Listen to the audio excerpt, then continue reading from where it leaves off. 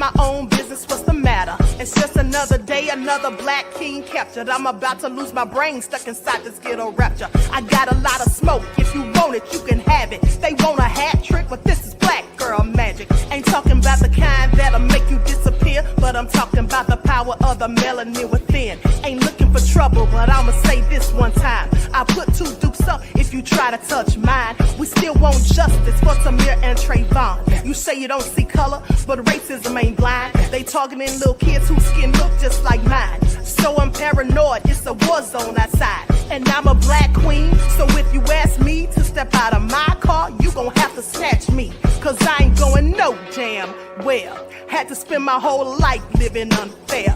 Ancestors got my back and they right here. You can never understand, it's a nightmare. Living in my black shoes by the black rules. You can keep your handshake, I don't dap coon. The white man to go nuts if he can't shoot. But you all on his side like a damn fool. Make it make sense. We are oppressed. Queen. We are exploited. We are downtrodden. Make it make Queen. We are sense. denied not only civil rights, but even human rights. Ahmadiyah. So the only way we're going to get some of this Ahmadiyah. oppression and exploitation Queen. away from us or aside from us is come together Queen. against the common enemy. Who taught you to hate the texture of your Ahmadiyah. hair? Who taught you to hate the color of your Ahmadiyah. skin? Parents, pay attention to the books, the school system, even to your little children. Lies mixed with wisdom. His skin too bright, so he was blind to the prison. My skin just right, so I collide with division. You trying to pray to God, but we tired of religion. No savior saving, we got to save our savings. We used to pay miss, how we gon' make the slave rich? But who's to blame, and tell me why you complaining? We need a team effort just to rule the nation. Like a bad relationship, missing communication. We missing moderation. They're trying to get a poison to my population. No reparations, I'm getting tired of Satan. We are oppressed. Queen. I'm getting tired of waiting. We are downtrodden. Queen. We are denied not only civil rights, but even human rights. Ahmadiyah. So the only way we're going to get some of this Ahmadiyah. oppression and exploitation. Queen.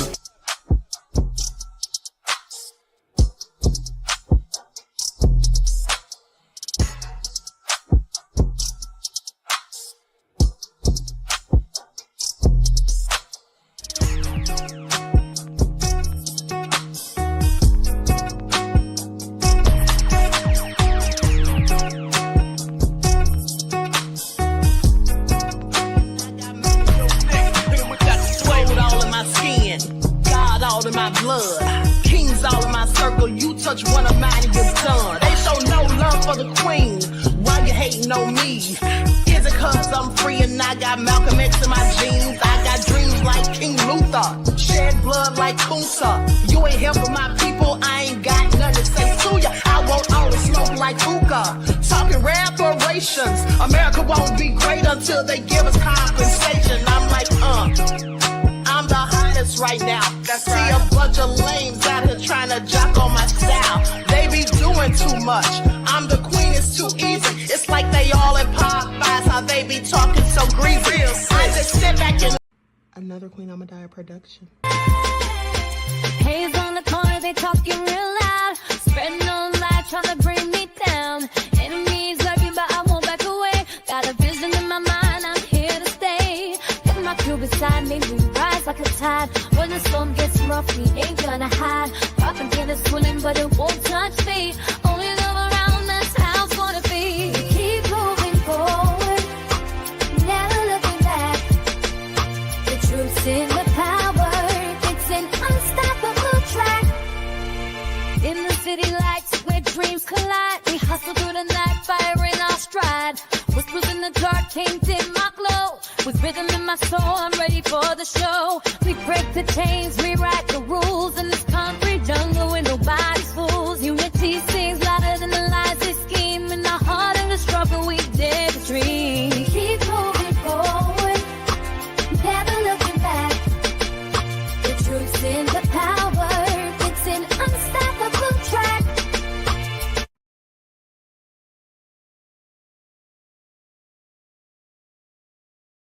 Myself. Hello, Grand Rising, everyone. Thanks for tuning back in once again to the original Queen QueenAShakur show. I'm your host, Queen QueenAShakur, and this is your morning wake-up call. So as you're coming in, please feel free to go ahead and subscribe to the channel if you haven't done so already. Be sure to click that notification bell and click the word all so you're notified each time the Queen Goddess goes live. Okay, don't forget to follow me on Instagram at Dr._A_Shakur, TikTok at Dr. A Shakur, and Twitter at DGoddess27. And as per usual, if you don't like what the Queen is cooking, you already know what to do. Okay, so let's get into it. All right, Pearlie is in the house cooking. Love her. Anita Harrell, Red Wine Entertainment is here. All right, I see the elder Baba Rashawn is in here. All right, Black Women Stand Up, Jeff ATL. Okay, Pensy Lola, that crazy beach Aries, Silent D is black in the house. Most hated bronze flat power God. Okay, so let's get into it, Sheila. All right, everybody get those likes up. Thank you in advance. Y'all know it doesn't cost you a thing to like these videos, okay? Don't y'all get the Queen started early this morning. All right, the lovely T, Deronda. Okay, Pearlie, did I say you? Al Khalifa's in the house. Auntie Leah, Nessie X. All right, let's get it started. And so thank you all for tuning in once again. Now, my voice is going out a little bit, so y'all have to excuse me. And I don't know if my audio is still messed up or not, but let's talk about it. Okay. Sierra said, pretty color scheme. Thank you, beloved. I appreciate you. Okay, so listen, you all know the nefariousness of it all. Okay, we enjoyed ourselves yesterday where we watched live, and I gave my live reaction to Diddy's to the hearing, the emergency hearing that the judge ordered. And it was also nefarious. And if you missed that video, please go back and watch. Okay. It is not titled as the hearing, but that's what it is basically about. Talked about a myriad of other things on there pertaining to Diddy. And did some updates on other information and paperwork that had been filed by his attorneys. Okay. So make sure you go back and watch that. It's basically titled Feds Working with the Elites to Get Diddy Out, because that's what I absolutely think is going on. The feds are not stupid. Okay. And at the end of the day, it seems like they're purposely trying to run their own case. All right. They are doing these things by design, in my opinion. They want those freak off tapes. So go back and watch that video if you missed it. But guess what? So today, Tony Busby, it's come out that Tony Busby has 2 more lawsuits against Diddy. Okay, so let's get into it. Alice said, Queen is not playing this morning. How do you know the Queen is never playing, beloved? Okay, so now let's talk about it. And also, by the way, for your FYI, I think I happen to have stumbled upon, okay, during my investigative research, I think I have stumbled upon where Diddy was getting his SEX workers from. Okay, and there was also a court filing about it from his attorneys, which is what led me to the information that I have that leads me to think that I have the source of those SEX workers. So we're going to talk about that in just a second. Okay, so anyway, 2 more lawsuits. Diddy sued. I was drugged, forced to give oral. This came out sometime yesterday evening. Okay, so Diddy is being sued by 2 more alleged sexual, or for 2 more sexual assaults, one involving a woman and the other involving a man. And they both claim that they were drugged. But Diddy, of course, is denying it all as per usual. Now, Tony Busby, the Texas attorney representing more than 120 alleged Diddy victims, just filed another pair of lawsuits against the Bad Boy Records founder. Now, here's the thing. You know, I have my own suspicions about Tony Busby. First of all, I was asking myself, and I mentioned this to you all before, why is this Houston attorney involved in this Diddy case? I just found that very interesting. I would think that it would be New York, possibly even California, but Texas. But the main thing is, I told you guys that he was using what I like to call numerology. Okay, that's what it is. I told you all a myriad of times about these specific numbers. Okay. And but anyway, in the first lawsuit obtained by TMZ, a woman from Maryland claims that she was 18 years old in 2001 when Diddy actually assaulted her outside a Halloween party in New York City.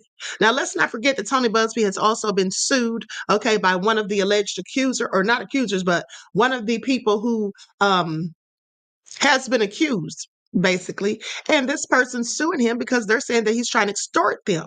Okay, and if you missed that video, please go back and watch, because it gave very detailed information. Now, the woman who's suing Diddy as Jane Doe, and here's another thing. Isn't it interesting that Tony Busby's clients are always Jane and John Does? Now, I think that's very telling. Okay, all of your clients, can you all think of one of his clients who gave their actual name? Because I can't. Now, I'll have to go back and double check, because there's been so many lawsuits filed against Diddy altogether that I lose track. But I think that all of Tony Busby's clients are Jane and John Doe's, which makes me suspicious. Are these allegations real? Where has Tony Busby come from? Now, I heard somebody said, and this is all alleged, that he actually works with the CIA. Now, I don't know. I'm just telling you what was said. Okay, with that all being said, let's continue. Now, goes on to say that this woman claims that she was 18 years old in 2001 when Diddy assaulted her outside a Halloween party in New York City.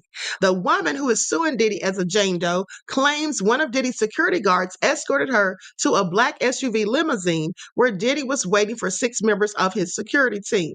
This sounds like one of his other lawsuits that was filed, where someone took them to one of the security, or no, actually it was a limo driver that took them told them to meet back at the limo after the VMA Awards. If you all remember that one, that was the 13-year-old.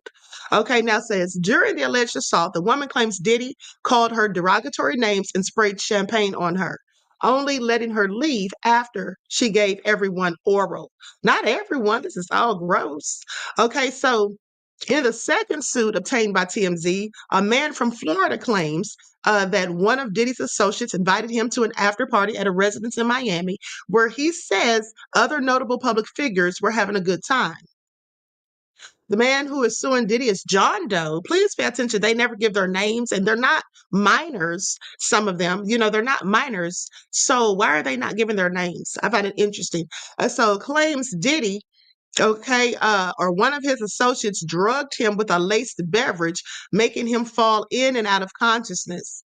Now, he says he woke up to a sharp pain in his rectum and the, I'm trying to figure out how I want to say this. Well, we'll say between the cheeks, okay? And noticed another.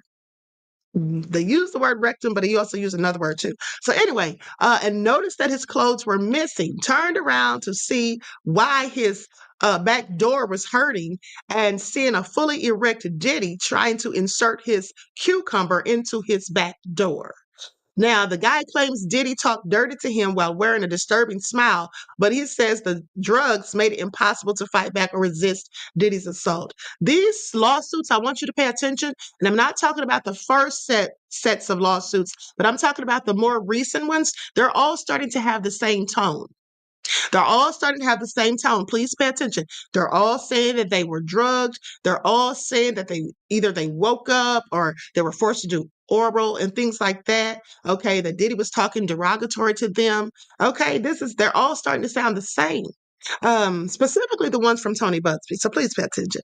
Now, the accusers are going after Diddy for damages. Diddy's attorneys tell TMZ that Busby's barrage of lawsuits are shameless publicity stunts designed to extract payments, and Diddy never assaulted or trafficked anyone.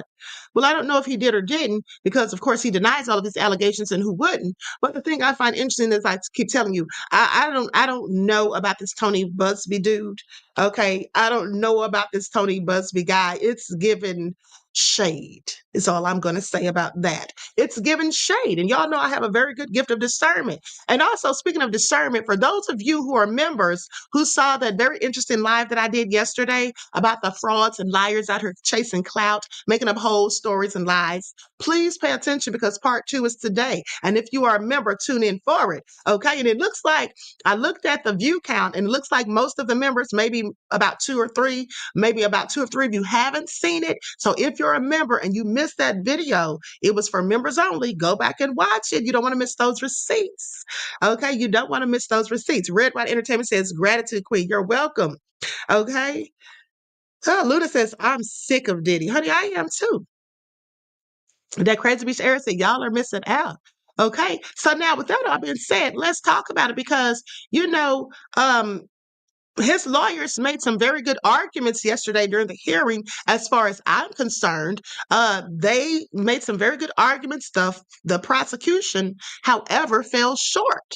Okay, it seemed like they were trying to make asinine excuses for their nefariousness. And like I said before, I think that this is absolutely being done on purpose. They're not idiots. How are they making these mistakes? First of all, they have not just any random person, but they have an investigator. Investigator one is what they titled this person, that is supposed to be monitoring all of Diddy's communications, okay, phone calls and whatnot.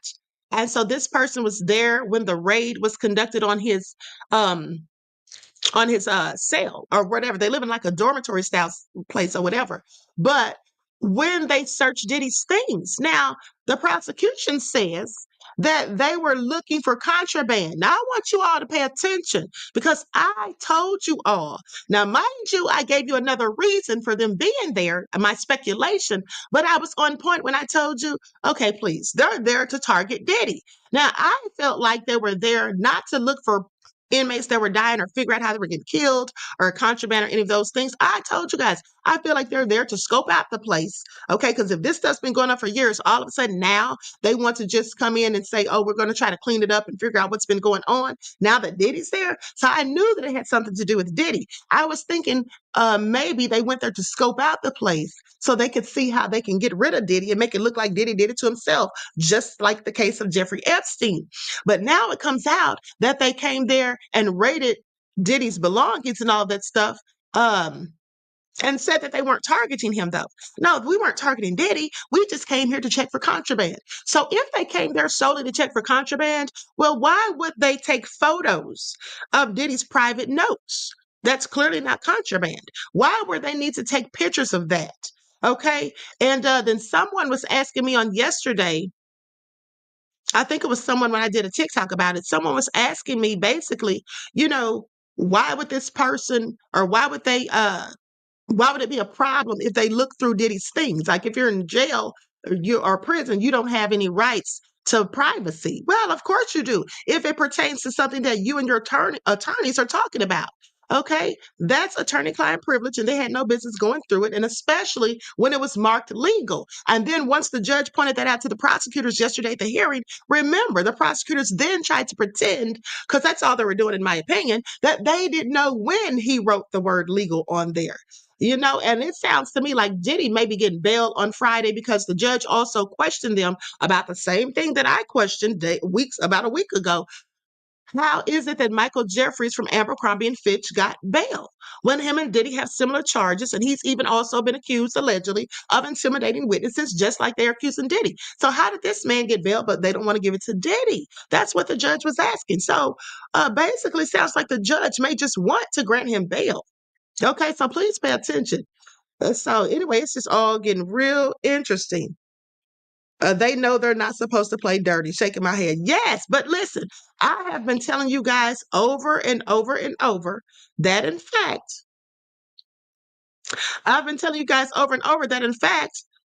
they were leaking all this information and doing things that were shady. I've been telling you all they were doing shady stuff, and I told you they're going to end up letting Diddy get out on a technicality. Didn't I tell you guys that? And now what is his defense team asking for? They're asking for a recusal. They want those prosecutors to be taken off of the case and new ones brought in. Or better yet, they're asking for a dismissal of the indictment. And I told you all that they could get it. Now, it's rare, but there's a possibility. And just to back up what I said, I also played for you a legal expert who said exactly what I said, okay, in real time. So please pay attention. Now, for those of you who missed,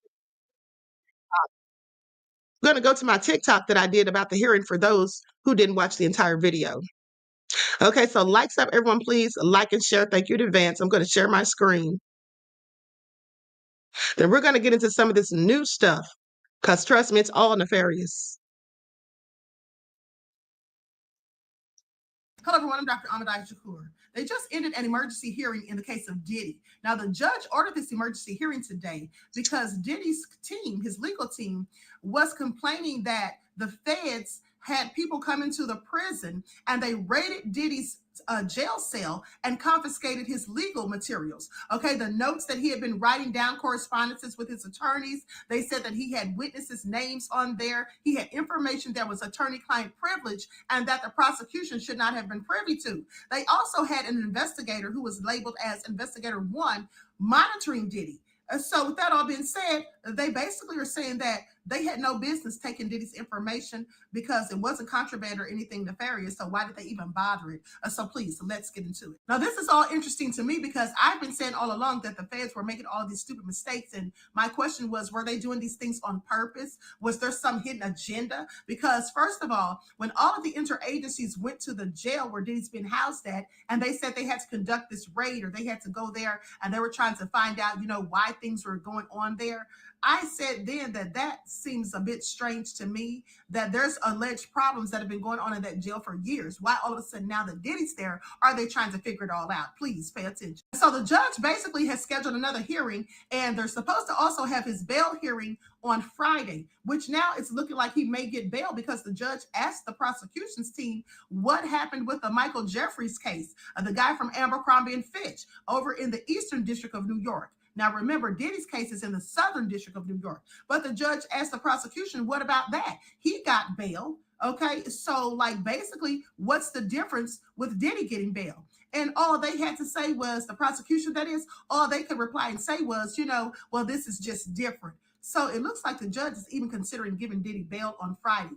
And that's the last thing he told them. He said, see you Friday. Now, with that all being said, as I told you, if it is proven that the feds absolutely intentionally confiscated information that they knew was between Diddy and his attorneys, okay, that would be considered fruits of the poisonous tree, which they would have had no business using it. It can't be admissible into evidence in court. And also that could prevent Diddy from getting a fair trial. His attorneys have asked for this whole indictment to be dismissed.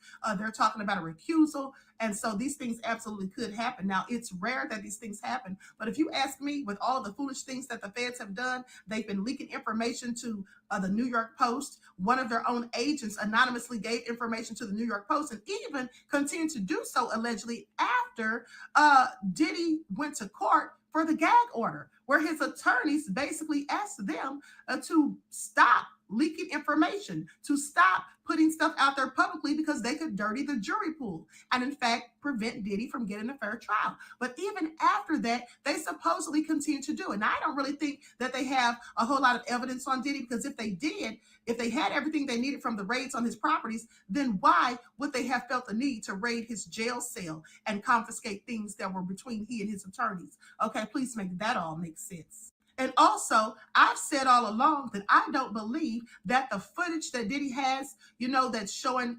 possibly big time people, wealthy people, powerful people doing anything, embarrassing, humiliating, or anything criminal. I don't think that's ever going to come to ever going to be released to the public. Just like in the case of Epstein, none of that stuff was ever released to the public. And then Jeffrey turned up, we all know he turned up deceased. And so then the names were supposedly, allegedly sealed by a judge, because guess what? According to the Sixth Amendment, people have the right to confront their accuser. If your accuser is no longer here, then what does that tell you? So I think that Diddy has, put this information somewhere. He's maybe given it to his attorneys, family members, whomever, probably has it stashed somewhere that only he knows where it's at. And I do think he's giving copies of it to other people just in case something happens to him. Okay, just for a lifeline for himself. That's absolutely what I think he's done. And I think that he's holding all of the cards. Remember how chipper and happy he sounded on that phone call to his kids on his birthday. He didn't sound pressed or stressed at all, like someone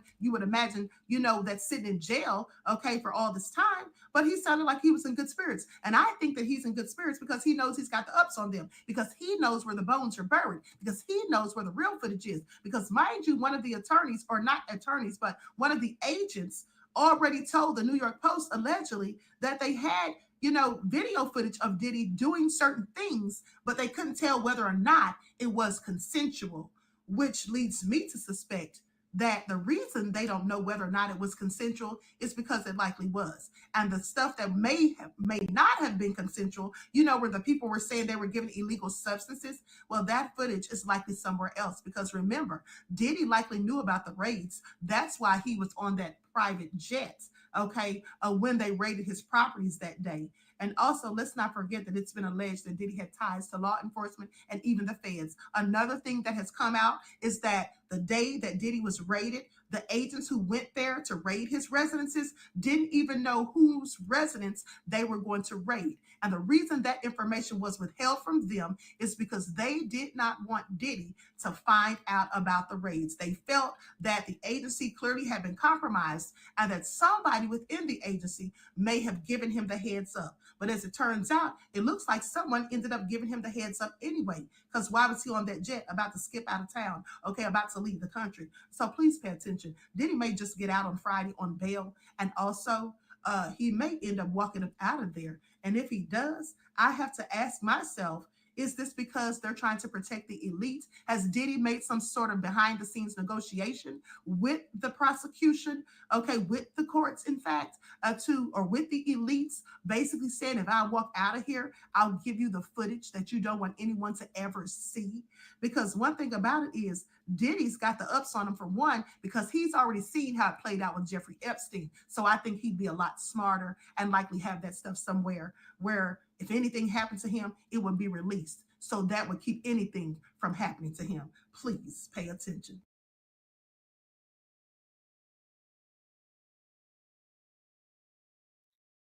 Okay, please pay attention, okay? And listen, someone confirmed, I'm going to show you the video in a moment, but I said all of that yesterday while we were watching the hearing, okay, in real time, or while we were, checking for the updates and all of that. You couldn't watch it. Of course, you can't go inside the courtroom, but there was a reporter that I followed that was posting the stuff, okay, on social media. And so with that all being said, honey, it's all getting real crazy real quick. Now, interestingly enough, Luna says, I think someone or something is watching you, Queen. Okay, I don't know why you say that, beloved, but I find it very interesting that you said that. And I'll tell you why in just a second. Okay, I'll tell you why in just a second. I also find it interesting that Miss AP says, no weapons formed against Queen Ahmadiyah and family shall prosper in Jesus' mighty name. Amen. Thank you for that prayer, okay, because I am sure that I need it. Now, with that all being said, it's some weird stuff going on around here. It is some weird stuff going on around here. There has been people that are on TikTok that have said that strange people come to their house, saying that they're private investigators, okay, asking questions about Diddy. Right, this is all very strange. I want you all to pay attention. Okay, so let's get into it because I have the video of this guy named Secret Service Sam, okay, and another TikToker. All right, so this is all very interesting.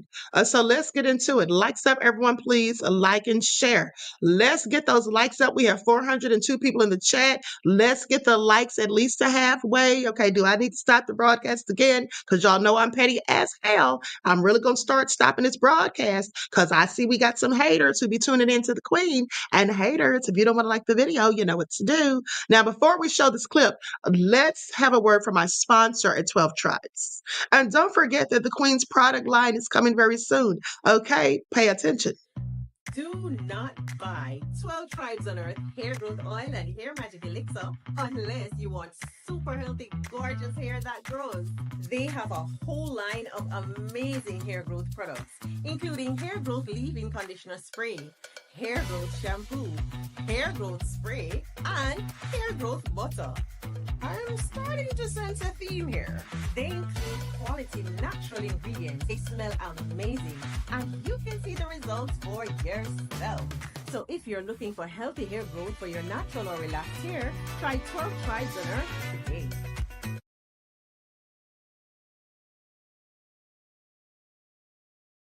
Okay, so you can purchase your 12 Tribes hair oil at Etsy.com. Just look for Lisa Crafts. You can also find it at Walmart.com.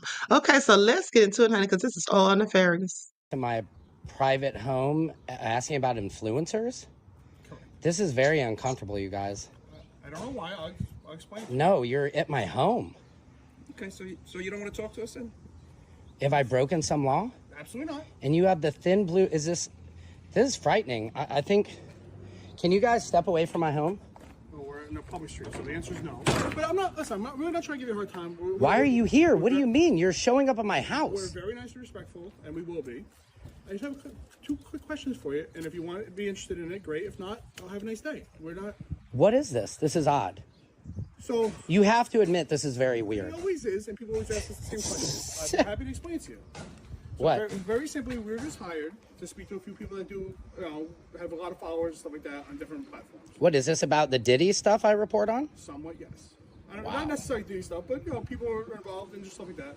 So basically, a very simple question is are you paid to influence that's stories like that in any direction? No, not at all.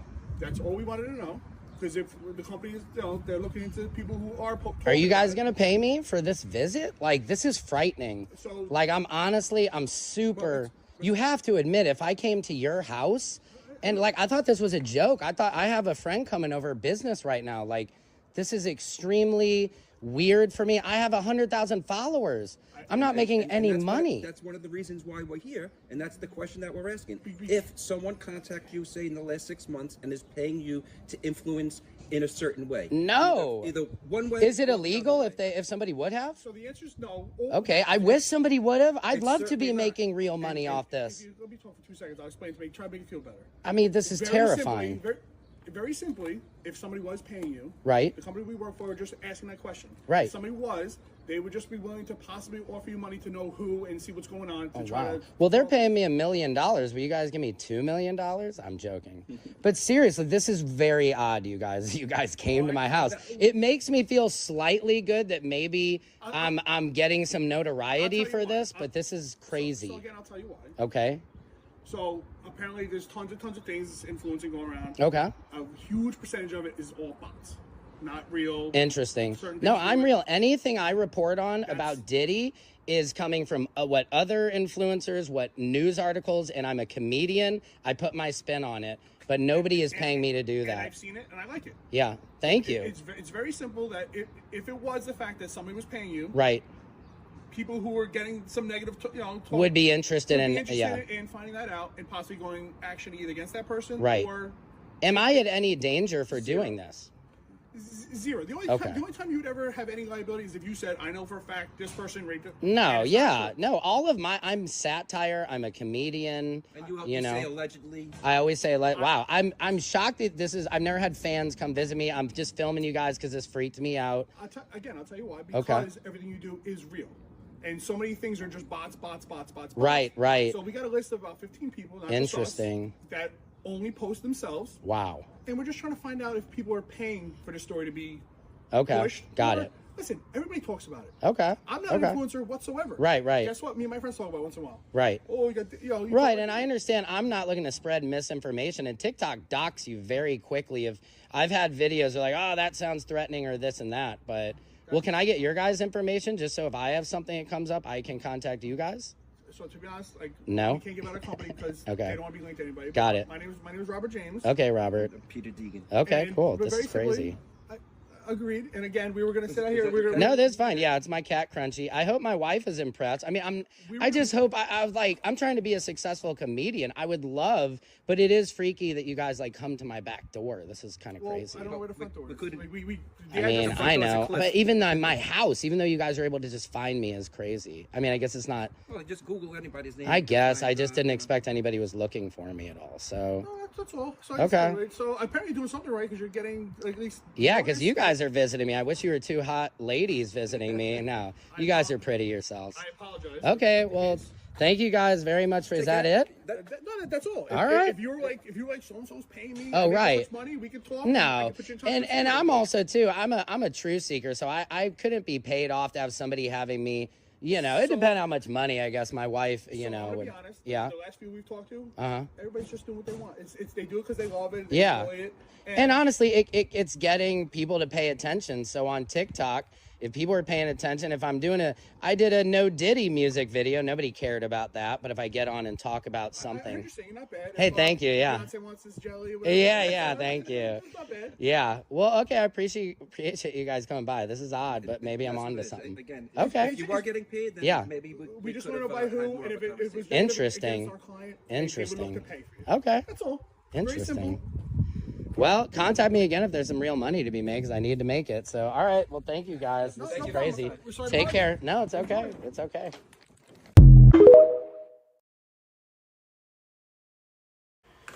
Patriots, this is my biggest update and titillation to date.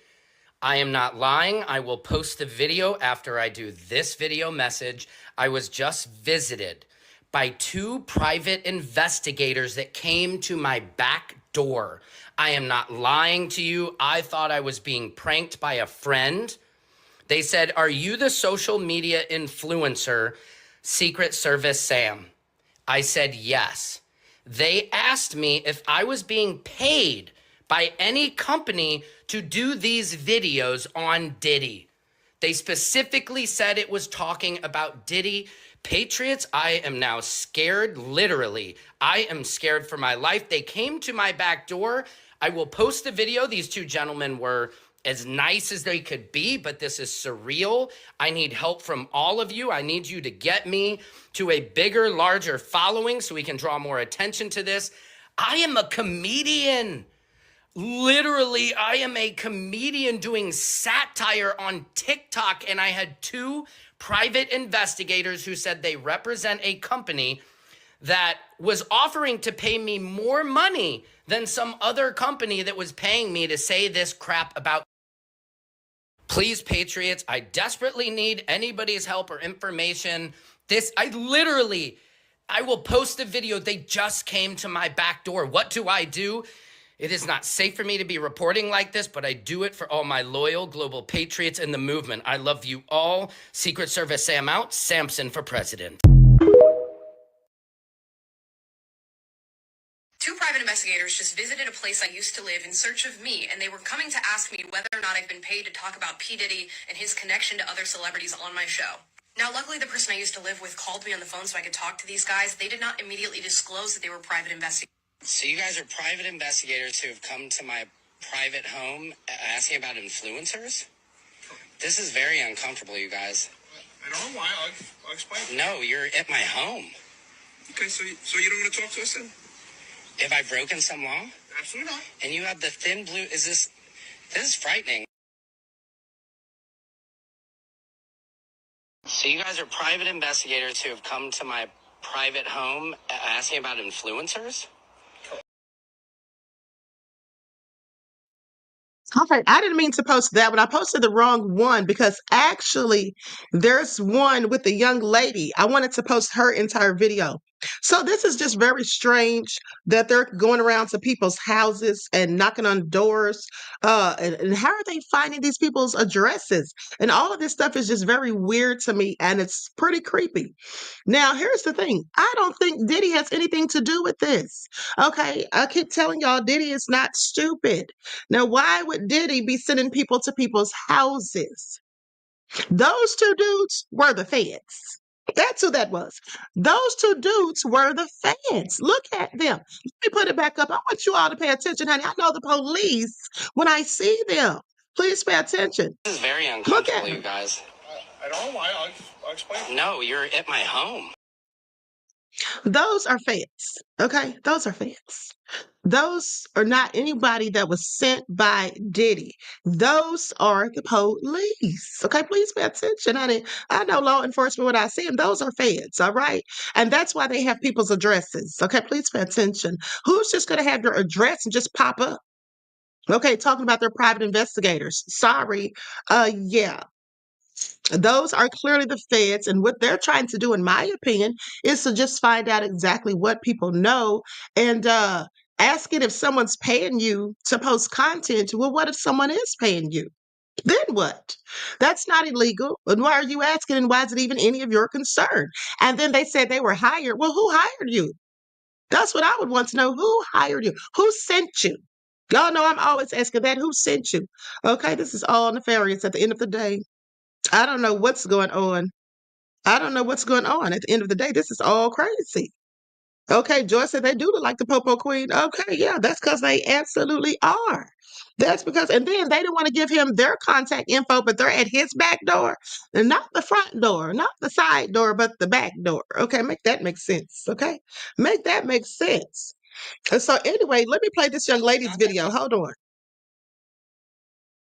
I am not lying. I will Hold post on. the video. Let me go to Diddy Private Investigator. There's no This is the most Hold on. All right, so major update related to the Diddy case. I don't know if you've seen this, but private investigators, and we don't know who's hired them, are Okay, I'm gonna send this. are offering money and I'm gonna send this to my email. This is Candace Owens talking about it. Let me see if she's gonna show the girls' video. This is just all real strange. And I want you all to pay attention because when these things happen, they tend to go specifically to TikTokers. Okay. Not really known to be harassing YouTubers because this has happened before. If you remember, there was somebody going around asking questions about somebody. Hold on. Hold on. Let me see if this is it. Hold on just a second.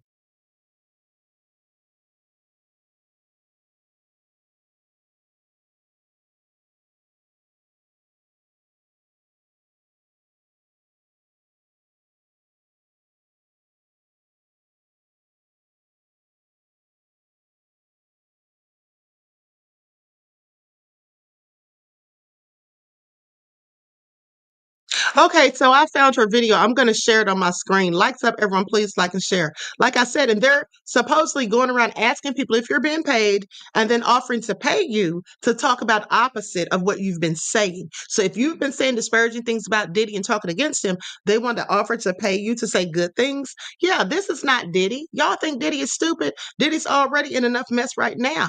He certainly would not be foolish enough, at least I wouldn't think, to be going around, you know, trying to get people to say good things about him, specifically people that he doesn't even know. And I just think this is all real sketchy. They better not come knocking on my door because I promise you, if they do come knocking on my door, honey, I'm going to answer the door with Mr. Mr. Smith, and Mr. Weston. Okay, y'all know how the queen gets down. Now I'm going to share my screen. Y'all already know how I get down, honey. Yeah, right. Y'all remember when Reno and his girlfriend come running up in here unannounced one day about 3 years ago, honey? I had the hammer sitting right there. So I'm like, who is this and what do you want? Two private investigators just visited a place I used to live in search of me, and they were coming to ask me whether or not I've been paid to talk about P. Diddy and his connection to other celebrities on my show. Now, luckily, the person I used to live with called me on the phone so I could talk to these guys. They did not immediately disclose that they were private investigators. I had to coax that out of them through being quite hostile to them throughout the conversation. But they kept bringing up my content that I made in regard to P. Diddy and his connection to other celebrities. They would not say who they were working for and who had hired them to come and travel around to these different influencers. But they did say that they would be going to multiple influencers who are talking about these stories to figure out whether or not they're being paid by a specific entity to share them. Now, I am definitely not paid to talk about what I talk about on my channel, but they said not only would they pay me to disclose who I was being paid by, but they would pay me more than whatever I was getting to share the opposite story. I don't know who these guys were. I don't even know if they were telling the truth, but they did say there were 10 other influencers that they were going to be visiting. So I'm putting this out there in case this happens to anybody else. And I will be going more in depth as to what happened on my show today in case you want any further information. But this is very, very strange. It is strange, honey. So let me just warn them right now if they're watching the queen, honey. Don't try it. Okay, don't come knocking up on my door at the end of the day, honey. So I don't play no games. Okay? This is a stand your ground state, is all I'm saying, honey. Please. Dorada said Queen would give them all the smoke, honey. Yes. They would get aired out real quick. Now, I'm not going to harm them unless I feel like they're trying to harm me. But at the end of the day, honey, what? Who sent you is what I'll be asking. Okay, so now with that all been said, it's all nefarious. But let's talk about it because here's the thing. I think I found whose Diddy's SEX workers have been supplied by. And this all came about as I was looking over some paperwork that was filed by his attorneys around November the 11th. And it says defense counsel. Now, I want y'all to pay attention to this because what Diddy's defense counsel is alleging, they're basically saying that a lot of these cases that are coming out as of late are basically just coming from some type of male companionship agency. Okay, said that these are some SEX workers and that they work for this companionship agency. So let's talk about it. Defense counsel stated at the the initial hearings, that based on defense interviews and investigation, several individuals associated with a male companion agency have stated that the prosecutors, or to the prosecutors, that they are paid for their time, not for having sex. Now, this is not a surprise, as the companion agency is not some secretive underground operation. It has been operating in the open for over a decade with a website of over 10,000 followers on X, formerly known as Twitter, and its operations have been featured in well-known magazines. Now, its CEO actively courts media attention, starred on a Showtime series about companions, and has been repeatedly interviewed on national talk shows and other national networks. According to the CEO, the company's services have exploded in popularity because of all the Diddy publicity. And so, in other words, the government's allegations are incredibly weak, okay, and contradicted by evidence. So please pay attention. With that all being said, I think I found out exactly who these people are, or at least where they come from. So let me just pull this up real quick. I think I know exactly. Uh, uh, Let me see if I can show y'all these pictures, honey. Yes, this is where I think they came from, because here's why. I'll show you in just a second. I'm going to share this on my screen. They said they had over 10,000 followers on X, formerly known as Twitter. The owner or CEO has been featured on Showtime. And here they are. I'm pretty sure this is them, called Cowboys for Angels. Now, why do I think it's them? Well, because this is definitely a male companionship site, or company. And it says Garen James, owner of Cowboys, Angels, straight male escorts for women, creative consultant of gigolos on Showtime. Now, in the filing by Diddy's his defense team, that's what they said, that the CEO had been featured on Showtime. Okay, said they had over 10,000 followers. Well, it says here they have 11.5 thousand followers. Okay, so certainly sounds like the same ones. And they have these stud muffins on here, as you can see. Okay, well, this looks like this is exactly where Diddy's been getting his SEX workers from. So I find it all interesting. Okay. Luna Walker said, "Yes, Queen, get the twins out." You know I will. Okay, don't tempt me. So Trisha said, "Cowboys for devils." LOL. So with that all being said, those guys right there. Now wait a minute. Didn't one of those guys that just went knocking on that man's door? I just thought about something. The guys that knocked on that man's door saying they were PIs, asking him all those questions, what did that guy say his name was? Didn't he say his name was Robert James? Let me go back, honey. Hold on. Let me pull his video up real quick. As to what happened on my show today. I don't want to play it again. I don't want to go through all that because I don't know at what part he said it. But didn't he say that his name was Robert James? I could be mistaken, but I think he said his name was Robert James. Now, why is that interesting? Well, it's interesting because the owner of Cowboys for Angels name is Garen James. So is this connected? I may have stumbled onto something inadvertently. Okay. I don't know. Please pay attention. Y'all know my investigative skills are bar none. Okay. Michelle said, "Queen on the job." Thank you. So anyway, honey, let me tell you something. I think that's where Diddy was getting his SEX workers from, according to those court filings. That's who I believe it is. And also, so his attorneys are saying like, hey, these are bogus claims. These people came there. It was all consensual. Okay. They came there and they're allowed to do that, if that's what they choose to do. So I think that may be what's going on. And also keep in mind that I told you that when one of the agents supposedly spoke anonymously to the New York Post, they said that they had footage of Diddy watching people do things and Diddy involved in things, but they couldn't tell whether or not it was consensual. Okay, so please keep that in mind. Now, with that all being said, let's go to where this man who was in the federal jail that Diddy is now housed in, he says almost what I said. Because remember, I told you all on yesterday, and I just played the TikTok video for you, where I said I think Diddy's making some backdoor negotiations with the feds. And he says something similar. Okay, so let's get into it. Likes up, everyone, please like and share. Like and share. Now, this came out this morning.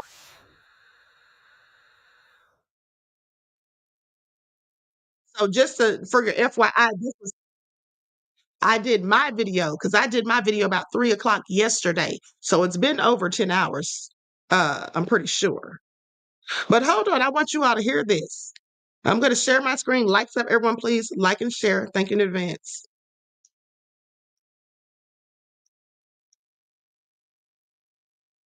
The raids and the contraband and the surveillance has made me even more curious about what goes on in those cells and those blocks during raids or otherwise. So I'm pleased to welcome back someone who knows a lot about it. Gene Borrello was an inmate of Unit 4 North, same one Diddy's in. He's a former organized crime associate who spent a total of 13 years behind bars at various facilities. Gene, good to have you back again tonight. So I wanted to get your reaction to the hearing today. The feds get material that they found during a raid, that the Bureau of Prisons found during a raid, and then the judge says, yeah, can't use it. You're not supposed to take that stuff. Are you surprised? No, I'm not. I mean, the judge is always going to do what's right. You know, at the end of the day, if the law is the law, he's going to go by it. But at the end of the day, inside, you have no rights, really, unless the judge rules on that. You know what I mean? They're going to rate yourself regardless if they want or not. They just come in and they ransack you. They don't have to explain why. They just do it. So if they take things that they feel could be evidence, they're going to take it. I was super surprised, but his lawyer said in a filing against this that Diddy's got a locker. They said he has a locker in which he can put his legal papers. Have you ever seen anything in 4 North looking like a locker for each inmate? Yes, we all have lockers, but here's the thing. When they come and search your cell, you have to unlock it. I mean, that's just what it is. They have every right to go inside your stuff and search it because a lot of people hide things in their legal mail because they feel like you can't go in there, but they still go in there. They hide drugs and weapons in there and all kinds of stuff. So they have every right to go through that.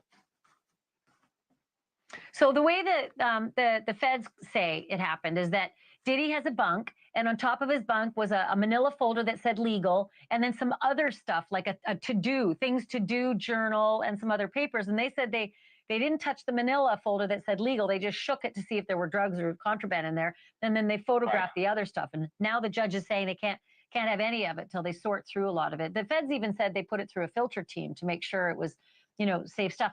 I got to ask you about the bed, though, because I've been reading about the bed, and I'm going to show the viewers. I got my son when he was a kid, was in karate, and this is his karate belt, and I measured it, and it's exactly 1.5 inches thick. And I'm told that the mattresses are 1.5 inches thick. Like, that's it? Is this your mattress when you're in there? No, it's not true. No, it's not true. They're a lot thicker than that. And actually, when you have... Now, let me stop right here because I want you guys to pay attention to what he says because I told you guys weeks ago, I told you that the insider told me that it's all lies and BS. When they're saying that there's maggots in the food, all these rats and all this stuff, all of this stuff that they were saying, he said that's absolutely not true. And they're acting like it's just like living in hell. He said it's absolutely not. Okay, that's not the case. And so I find it interesting because now this man is confirming it. He's basically saying when they talked about the beds or the mattresses being 1.5 inches thick, that's a whole lie. That's a whole lie. So my insider was on point as per usual, but let's continue. Money that you could buy extra mattresses from other inmates that have when people leave, they leave you a mattress. So you'll have someone that has 3 mattresses laying on this thick. So, and they could actually make it into one. They create anything in it. They could sew it together. They can make you a pillow, anything. You could pay the inmates to make you things and they'll make it for you. So he probably has a bed this thick and the pillows and everything. Yeah. Okay, the pillows, that's another. So this is another rumor and some press that's been out there saying that you're not allowed pillows in 4 North. Is that not true? All right. So when they make the pillows and they do a search, they will take it and then just make them again. That's all it is. What do you make them with? Cotton. They get the cotton, or they get certain material, soft materials, and they sew it into a shirt, and they make it into an actual real pillow. It actually works. Does everybody pretty much have one of those, or just the lucky ones? Yeah. No, usually everyone has one. Yeah. Huh. What about chores and stuff? Are you in 4 North? Are you every inmate have to do chores and and having a hierarchy or anything like that? No, there's nothing really to do in there. So there's no chores. Now, remember when I told you guys when they reportedly said that Diddy has to get up at 6 o'clock and mop floors and all this? I told you all that Diddy's not getting up doing any darn chores. Okay. The insider said that's not even what he's up there doing. That's not even true. So just please pay attention. Why are they lying and painting narratives? Because they want us to think that Diddy's just living in squalor. This is all crazy. And it also sounded a bit strange to me in the first place when they were saying these things, because in fact, federal jails and prisons are usually better than the rest, better than state jails and prisons. Okay, that's just a fact. You basically just lay around all day. There's no chores. I mean, if you want to lay in your bed all day, you can lay in your bed all day. There's no movement really. The only time you move is either a visit or you go to medical or something like that. That's it. Other than that, you're not moving around the building. You're not allowed to. Nobody in our facility, nobody in our dorm could work in the regular facility. What about TVs? Is there just one for the unit and everybody has to decide? So there's two sides. So there's going to be two TVs down over here, and there's going to be two TVs down over there. It's a big dorm. So you're going to have people that sit in the back that watch the TV and people that sit in the front that watch the TV. Okay, quick last question. Since Thanksgiving's coming up, did you ever spend Thanksgiving behind bars? And if so, do you think MDC is going to have any kind of Thanksgiving meal for the inmates? Yeah, they always do. On every holiday, they give you special meals. They do. Yeah, Thanksgiving, they actually give you a decent meal. Yeah, actually, it's not that bad for jail. You know, it's not that bad, yeah. But I do want to say one. They'll give you turkey. They'll give you like cranberries. They'll give you a regular Thanksgiving meal. All right, 10 seconds left. You wanted to add something. What is it? They'll never give him bail. Never happening. Yeah, I kind of get that idea as well. If he does get bail, listen. Yeah. If he does get bail, that means he's helping them. That's it. That's the only way you get bail on the feds. Usually, that's it. Super interesting. That's how it. Gene Borrello, I could talk to you for hours and hours. I said it last night. I'm going to say it again tonight. I'm calling you again. Thank you for this. Thanks for watching.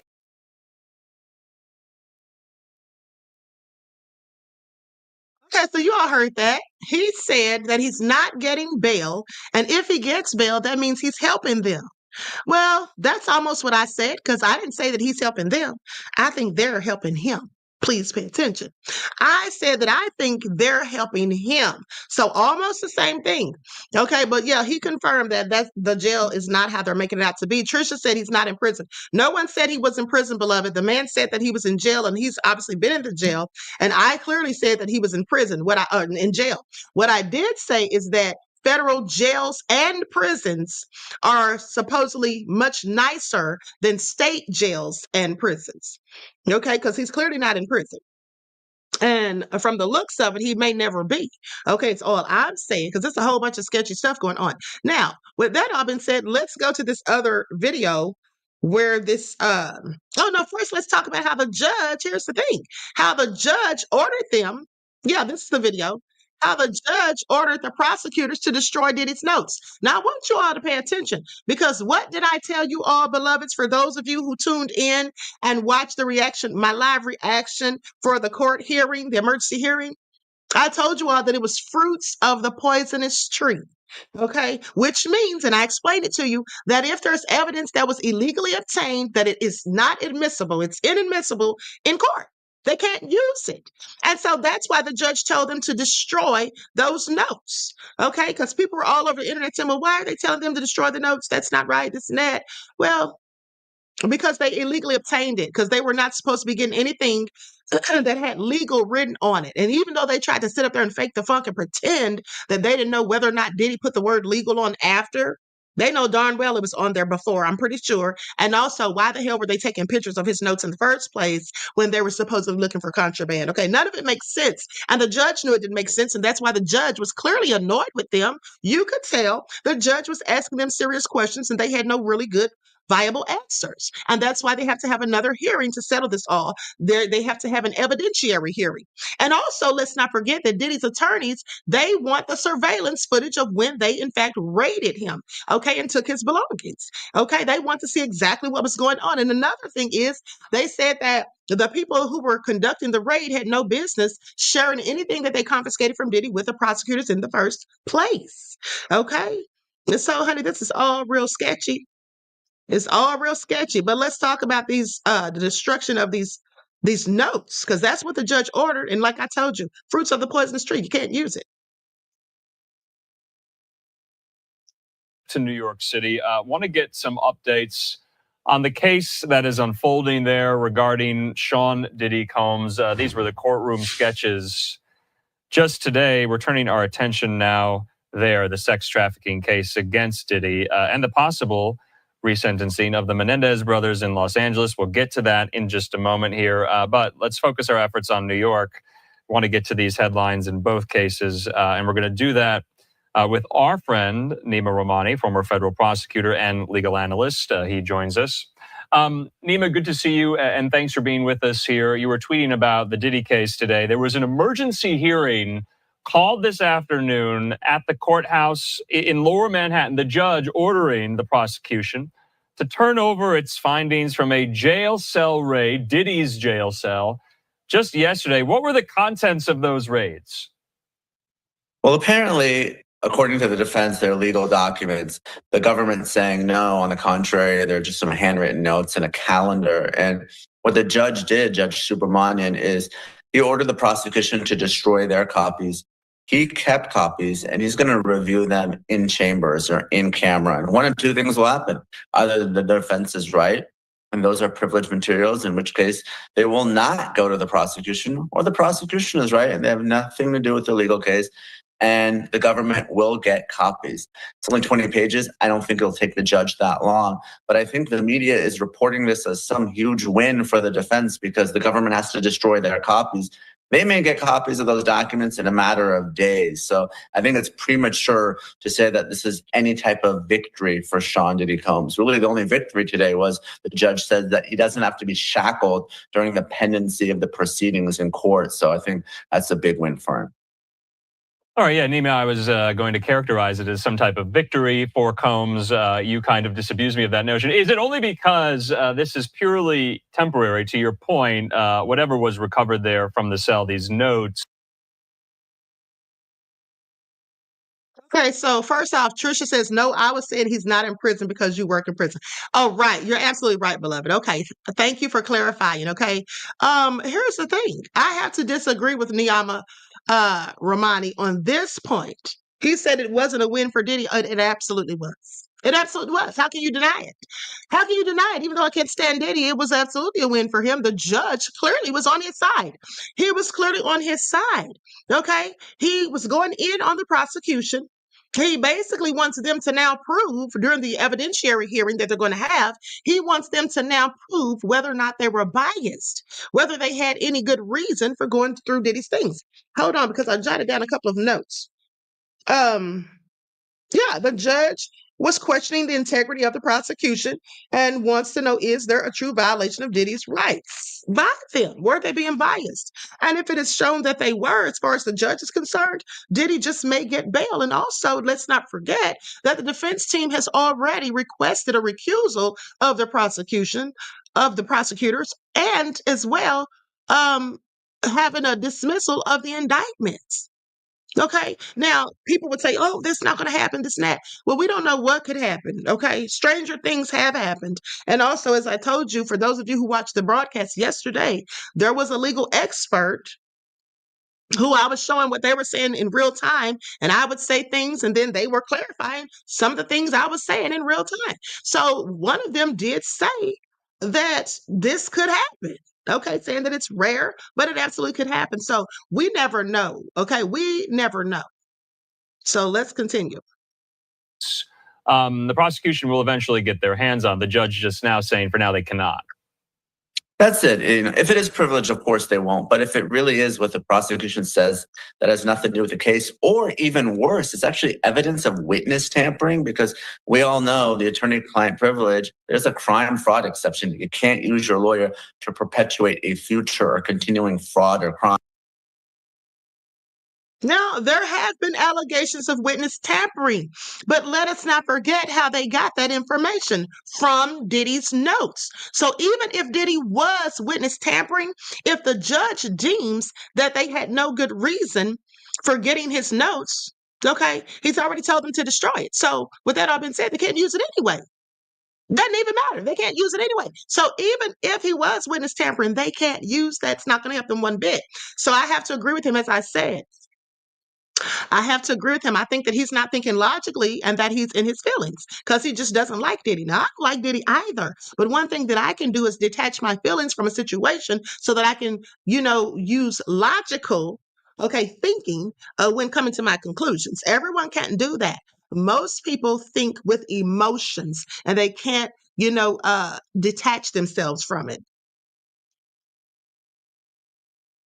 So if the documents are what the government says they are, they're going to get them again. And again, it's just going to be a matter of days because I don't expect the review to take that long. So whatever victory the defense has is only temporary unless those documents truly are correspondence, letters, notes regarding legal advice pertaining to the sex trafficking case. If it is, then obviously the government can't have access to that. So we'll know very soon after the judge, Subramanian, conducts his review. So after that review, is it up to the judge? Is it the judge's determination to essentially say Diddy was involved in witness tampering with the production of these notes? Who has the ultimate say on that? So there's a few things going on. First is the privilege issue. The judge will decide whether the documents are privileged or not. If they're not, they're going to go to the government. If the documents are not only not privileged, but they're evidence of witness tampering, then a few things can happen, all of which are bad for Sean Diddy Combs. Okay. First, of course, he could face obstruction of justice charges in a superseding indictment. Now, I'm not saying that's necessarily going to add a lot of time, especially when he's facing racketeering and sex trafficking and prostitution counts already. But obstruction charges could be bad for the case, and this is why.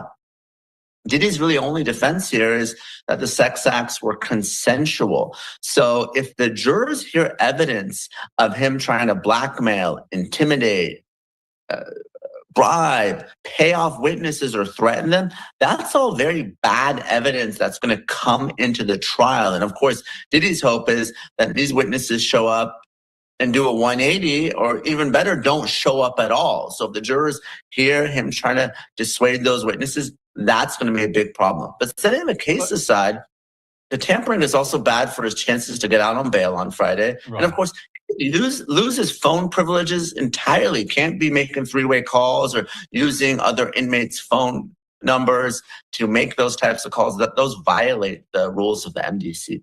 So, but Nima, from what I understand about the judge's ruling today, whatever is contained within these notes of Diddy's, that will not matter. It won't be consequential to the bail hearing on Friday, that they won't be interlinked. You're saying they will?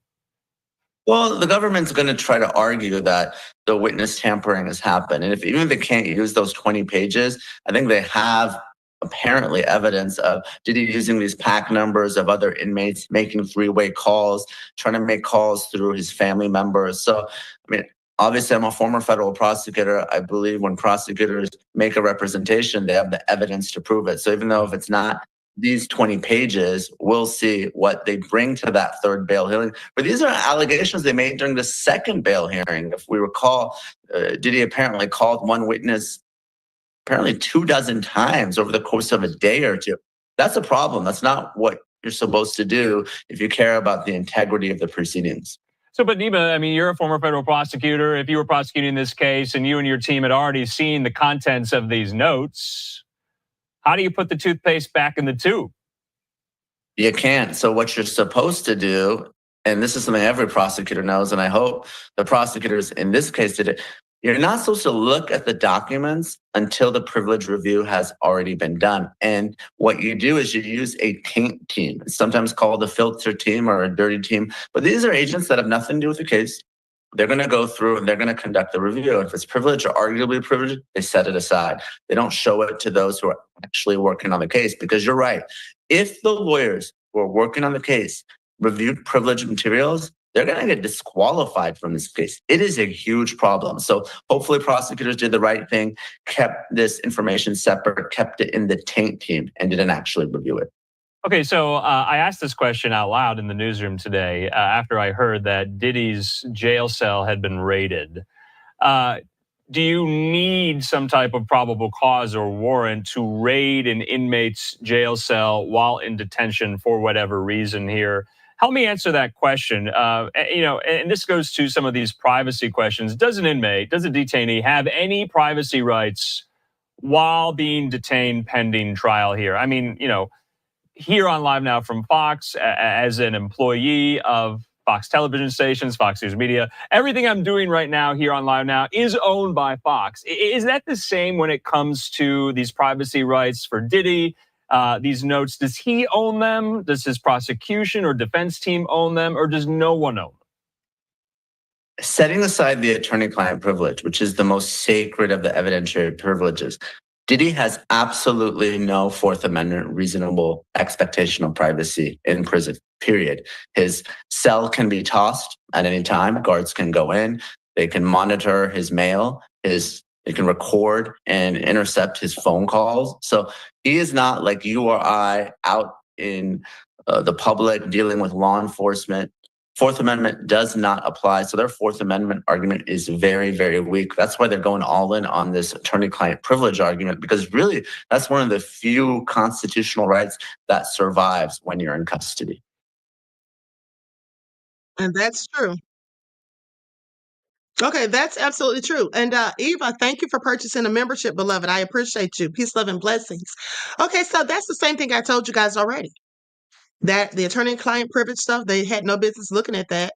And so another thing is, this is something that you're going to hear here first, because I literally just thought about this. So, they were talking about Diddy digging up dirt on witnesses or accusers. This is what the prosecution was saying. They were talking about Diddy digging up dirt on the accusers, right? Or the witnesses. Well, first of all, who wouldn't be doing that? Why would that be a problem? If I were accused of things that I didn't do, or even if I did them, I would be digging up dirt on the accusers or the witnesses, because that would diminish their credibility in some way. Okay, so that's absolutely what I would be doing, and I'd be having my attorneys to do the same. Now, but here's the thing that I just thought about. Like, I just had a whole epiphany.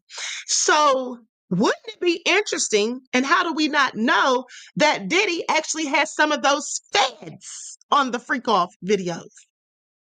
How do we know that some of the feds weren't at those parties? Because let's not forget, supposedly, allegedly, in 1995, Diddy was working for a federal agent by the name of Mark Parody, who's now retired. I showed you the paperwork.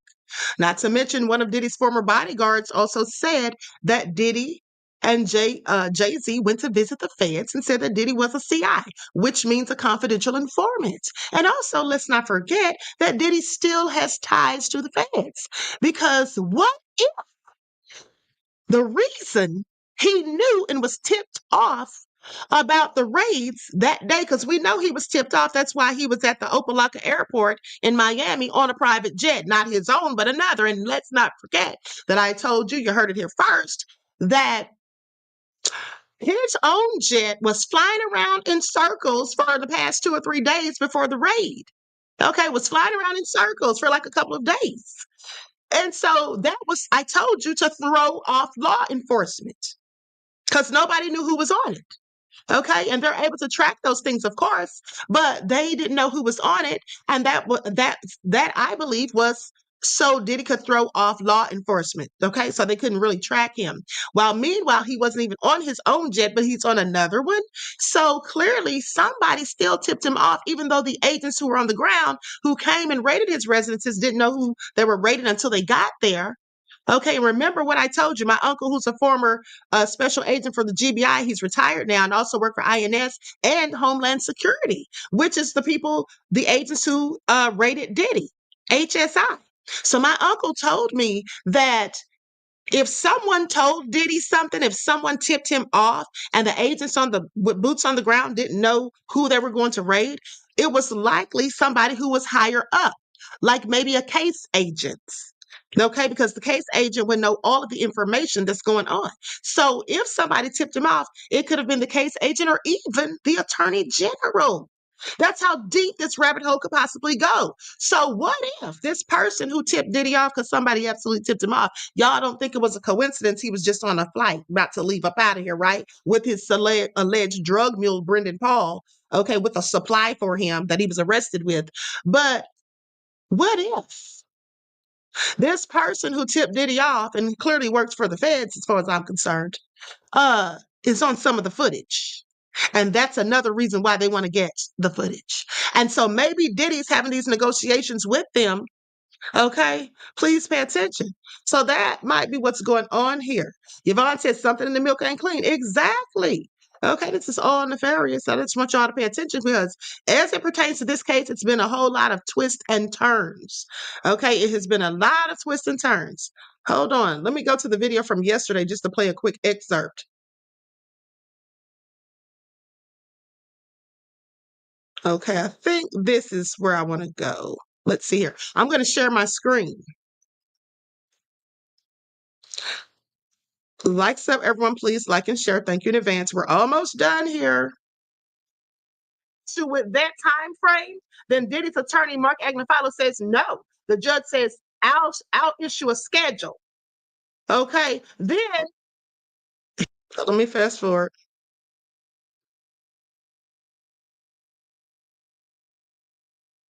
Second one is, even if the government can't use anything that they found, it doesn't affect the racketeering charge or the sex trafficking charge or the transportation to engage in prostitution charge. So it seems like what you're saying, and correct me if I'm wrong, that because this would be such an egregious error, the judge would say this taints the whole case. I mean, correct me if I'm wrong. So here's the thing. That is a potential outcome. Another potential outcome is a piecemeal redaction of whatever it is that they intercepted. But we have to remember this. Under the Sixth Amendment, he has a right, every defendant has a right to communicate with their attorney to vigorous defense. And that is a due process right. It's the way that you receive a fair trial. The prosecution can so much interfere in that right by intercepting those communications where they shouldn't even be seeing them, that he no longer gets a fair trial. Hold on. I'm sorry, you guys. I have to ask a question real quick. Green beans, what are you talking about? Is this how you treat members? Oh, are you talking to the moderators? Moderators, what's going on? Moderators, what's going on? Because I see Desmond saying ignore green beans, and then green beans is saying, is this how you treat members? What is going on here? Let me know what's going on. That Crazy Beach Air says, Green Beans, I have you on a 5-minute timeout. Stop whining. Next time it will be longer. You like disrupting the Queen's chat. Okay, exactly. So Green Beans, you can't disrupt the chat, beloved. Okay, you can't disrupt the chats. You can't be spamming the chat. You can't be just doing things that are disruptive. Okay, the moderators will time you out. Okay, member or not, that's what they'll do. Okay, Desmond says Green Bean keeps disrupting the chat. So Green Beans, here's the thing. I appreciate you for being a member, but that doesn't mean that you can do stuff you're not supposed to do. You still have to mind your behavior in the chat, okay? All right, but let's continue. Miss J says, I was thinking exactly that, Queen. Okay, yes, honey, this is all nefarious, but let's continue. Because of how deeply they got into his case. I'm not saying that's what's happening here, but that's why I said it's a rare remedy, but it does happen that you have. Hold on. I'm sorry. One more interruption.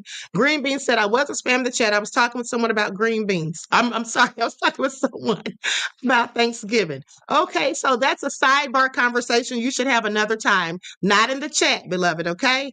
Not in the chat. That is disruptive. All right. And then somebody says, Green Beans, AKA support the arts. Right. Okay, Green Beans, yeah, we're not talking about Thanksgiving in the Queen's chat while people are trying to watch what's going on. Please pay attention. have so far infringed on his right that it's impossible for him to receive a fair trial. It doesn't even necessarily matter the value of the evidence. And that's why the courts will get into an analysis of whether or not this was something that was intentionally done by the prosecution that for a strategic advantage versus something that was done maybe accidentally or negligently. Sure. I understand that. Yeah. And I think that's a good distinction to make. Safa, we have an update from court. I want to read everybody. The judge says, I'm looking.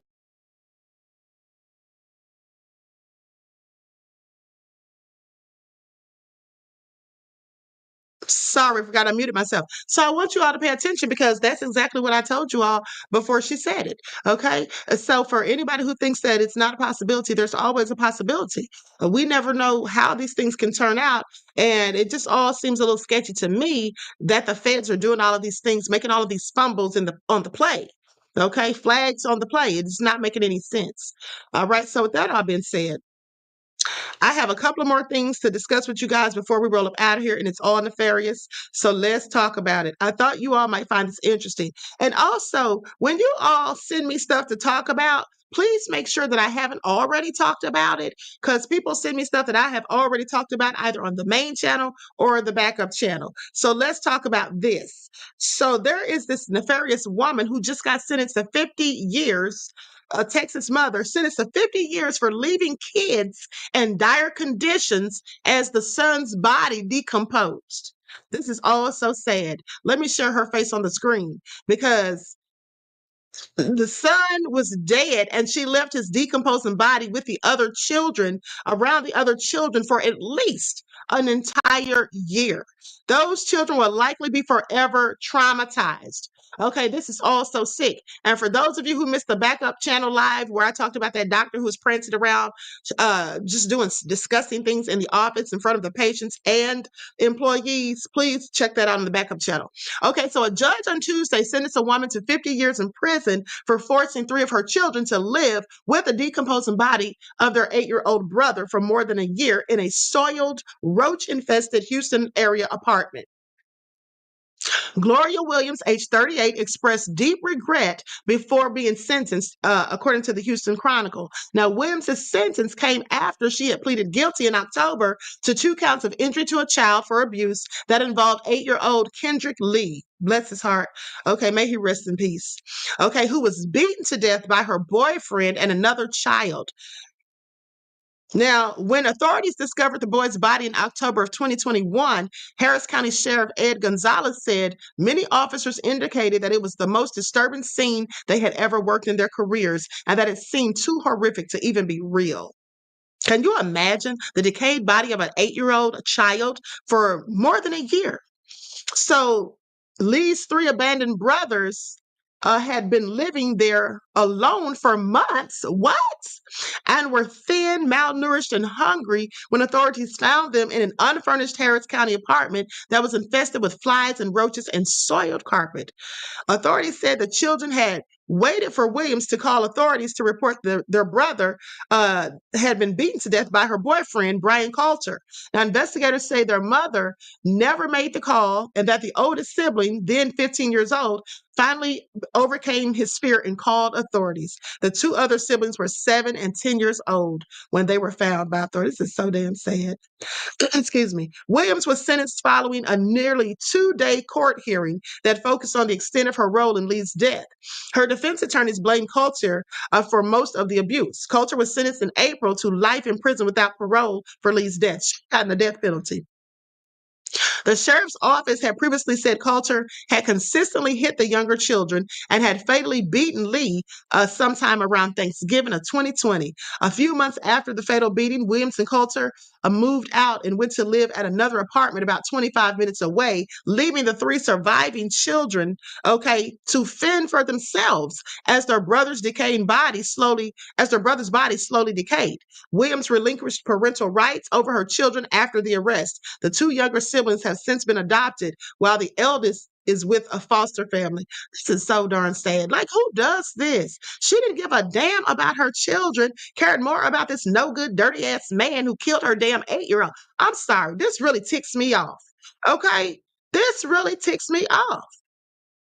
Children cannot defend themselves, and they depend on the people that birth them and bring them into this world to take care of them for food, shelter, and clothing, for love, support, and nurturing. And this is what this bitch did. She should get life in prison. Well, 50 years is likely life for her. But at the end of the day, some of these people deserve the death penalty. And I'm not really for the death penalty. But in cases like this, yeah, I'm all for it. This is just sick. Absolutely sick. Okay. And I pray for those children who had to live with the decaying body of their brother for a year and left them there in the home. Was she ever going there to give them groceries or anything? Because they were malnourished. So she was going there sparingly, I would imagine. Okay. Clearly, she wasn't gone for the whole year, but she had to be going there just every now and then, it seems. And then also, the flies and the maggots and all that stuff and beetles. These are all of the things, all of the types of insects that come about when there's a decaying body. It's just all very sick. Okay, this is, I can't even imagine the smell, the stench, I can't even imagine the scene. It had to be horrific. And because here's the thing, when I went to school, when I was in college for criminal justice, we had to do an experiment, or a project, shall I say, not an experiment, but we had to learn, the stages of decomposition. And of course, we weren't going to use a human body, but so our professor brought in a pig. So disgusting. And so she put this pig out in the field behind the college. And so every day for about 2 weeks, we had to go and check on it and write down what was going on. Okay, so the beetles have shown up. Okay, there's larvae. Okay, now they become maggots. Okay, here come the blowflies.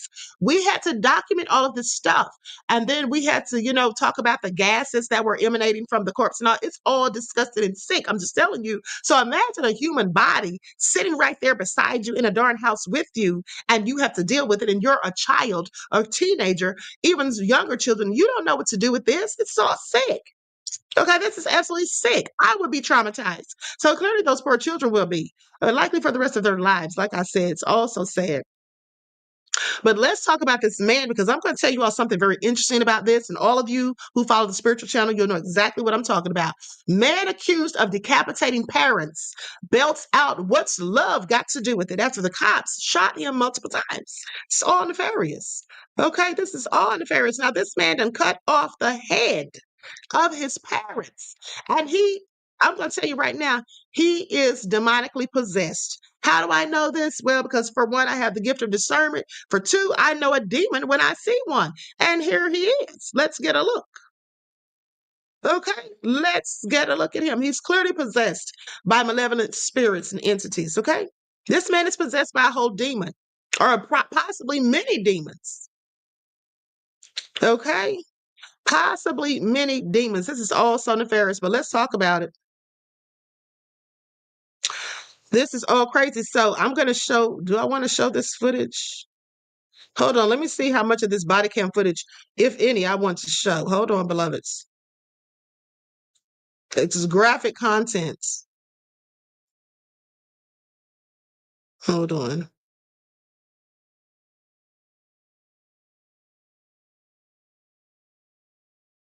They've got a lot of it bleeps that are, blurred out. Okay, so anyway, here's what they say. Wild footage shows a California man accused of decapitating his parents and their dog being shot multiple times by cops and then belting out Tina Turner's What's Love Got to Do with It as he lay bleeding on the ground. Clearly a demon. Who's singing after you've been shot multiple times? Now, Orange County Sheriff's deputies found Joseph Girdville on a street outside the San Juan Mobile Estates while responding to a grisly murder scene in San Juan Capistrano on July the 9th. They had just found the headless bodies of his parents, 77-year-old Ronald Girdville and 79-year-old Antoinette Girdville, along with their mutilated dog in the home. They say one of the heads was displayed on a counter, according to CBS News. Girdville was spotted a short time later after allegedly attacking a maintenance worker, according to authorities. Now, when police approached him, he was covered in blood, babbling incoherently, and threw a heavy shovel at them. When a deputy ordered him to stand down, Girdville charged, and the officer unloaded 5 shots in him from about 10 feet away. Okay, I'm going to show the video but I'm going to mute the sound. This is all crazy, honey. Please pay attention. Dragon Lily said, not the dog too. Yes, honey, a whole demon.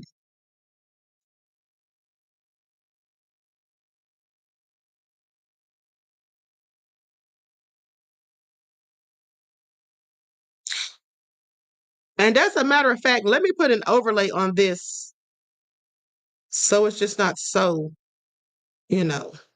gruesome.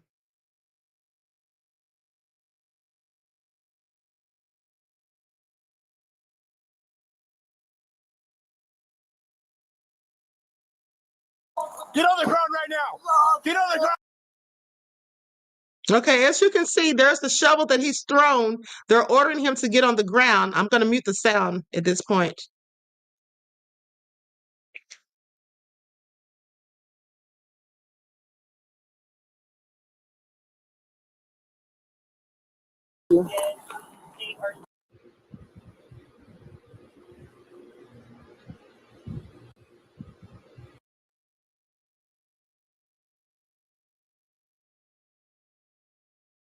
Okay, so that was just all crazy.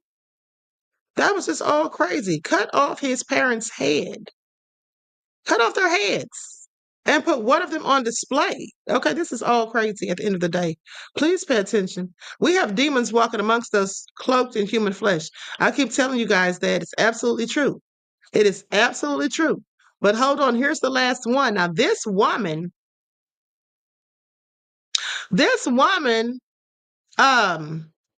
the boy says his mother ran over him and left him on the side of the road before she falsely reported a kidnapping to the police. Now, she was clearly trying to kill this poor child. It's just so darn sad, including nefarious. Let me just share my screen so you all can see who this person is. Yes, it absolutely is diabolical. That's her right there. Now, so here's what the report says. Likes up, everyone. Please don't forget to like and share. Thank you in advance. So, a woman has been arrested after falsely reporting a kidnapping, leaving her son unattended along a major roadway and allowing him to run off into the night following a tantrum.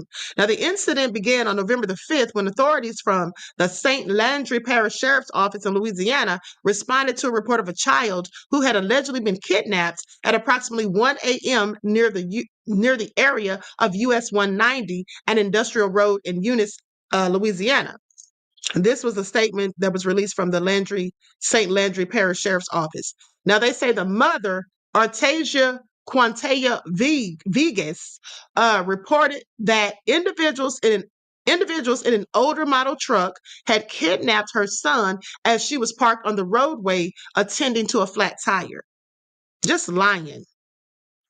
However, almost immediately after police arrived on scene, deputies learned that the boy was found by citizens in the area who discovered him unattended in the parking lot of Hanen Medical Clinic with abrasion injuries to his knees, according to the police. They said the child stated to officers that his mother ran over him and left him on the side of the road. So the child was transported to the nearby hospital for treatment. With this vast disparity in statements, the St. Landry Parish Sheriff's Office juvenile detectives were called to investigate. They say a subsequent interview with Artasia Vegas revealed the awful truth. There was no kidnapping, and a young child was left unattended along a major roadway and allowed to run off into the night. What started as a disagreement between mother and a child became a bizarre reaction to the child having a tantrum. Now, police said that when Vegas pulled the car over, the child, obviously not properly restrained, bailed out of the car before it came to a stop, which resulted in the injuries to the child's knees. The mother chose to leave the child out of the car, allowing him to run off in the dark along major roadways. The mother admitted to detectives that she did not attempt to go after him and ultimately lost sight of him. These people don't care damn about their children. That's what it is. Some of them don't. Now, Vegas was subsequently arrested, and the investigation into the incident is currently ongoing. Honey, lock her up and throw away the damn key. Okay, this is all crazy. Lock her up and throw away the key, because why would you do it? This is absolutely deplorable. Okay, it's absolutely deplorable. So prayers for the child for a speedy recovery. Hopefully The scraped up knees is all the injuries that he had. Okay.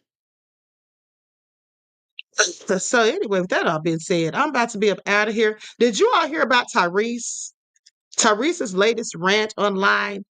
You know, I don't know why Tyrese comes on here and spills all the tea on himself, but I just find it very interesting. Some things he probably should keep to himself because it just leaves the door open for people to try to clown him. Okay, I mean, because that's exactly what some people do. For example, comedian Godfrey. Let me go to it real quick.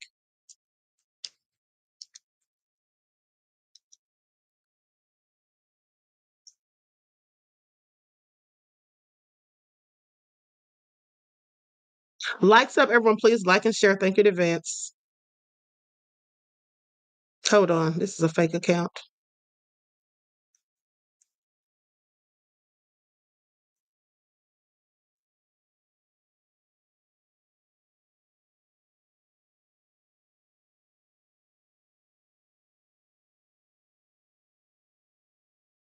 Did Tyrese take down the video? Hold on, I think this is it right here. Yeah, this is it. Let's go to it, honey, because Tyrese. I don't know what's going on with him. Y'all know I love me some Tyrese. Yeah, I agree. Jeff ATL said Tyrese needs therapy. I agree. Joy said Godfrey's hilarious. Again, I agree. Okay, James says, yes. Jody said he ain't paying both his baby mamas. Okay, he's tired of the BS. Okay, Jody is clearly pressed. All right.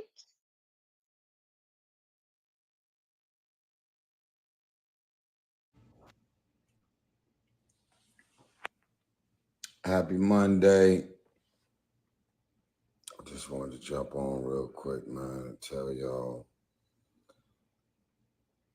I went to church yesterday.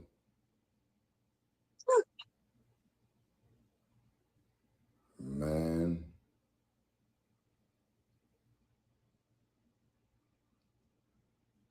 I woke up, right? Tell y'all a quick story. I woke up, heart was heavy, nothing sad, just like it's been a lot going on. I think we all are feeling it. Something about the season changing and getting into that place where you kind of hitting the reset button, and it's a lot going on in politics. It's a lot going on in life. And man, I must have woke up and I'm like, all right, well, the good thing about streaming platforms, YouTube, is that everybody you know that's in church, once they start preaching, I don't care if it's a little bitty independent or it's a major church, they're on YouTube. So I'm like, all right, so we got Bishop T.D. Jakes, we got Pastor John Gray, we got Pastor Creflo Dollar. You know, I got my favorites that I go to. My pastor is Bishop Omer, Kenneth C. Omer in LA, but he retired. But I'm like, man, I don't feel like being around people. But then it hit me. I don't need to just go to church. I'm sorry. I don't need to just hear the word. I don't need to just look at it on TV. Because I got so much that I'm thinking through and processing and navigating, it feels like I'm literally unraveling, and a lot of stuff is happening right before my eyes in real time. There's people that I love, that I know, that I'm very familiar with. Some way, somehow, I'm getting away from them and understand why. I'm asking God to thrust me into these unfamiliar places. And so I'm going to have to do some unfamiliar things. I'm going to have to get rid of some people. Nobody out the blue. Everything I normally do is justified. But I'm just in a place where I'm peeling off clearing out, clearing the runway, and then explaining to everybody. That's the empath in me. I'm not going to cut anybody off. I'm always going to explain why. I'm going to make you aware what you said, what you did, what you didn't say, what you didn't do.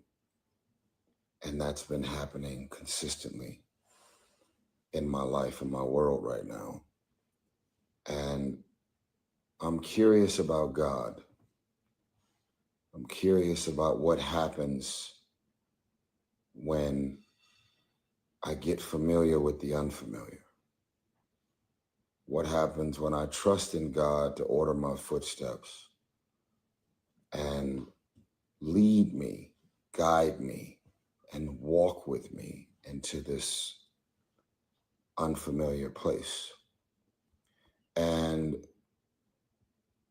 as much as I could have sat here in my comfortability and looked at a church service online, I literally heard God whisper,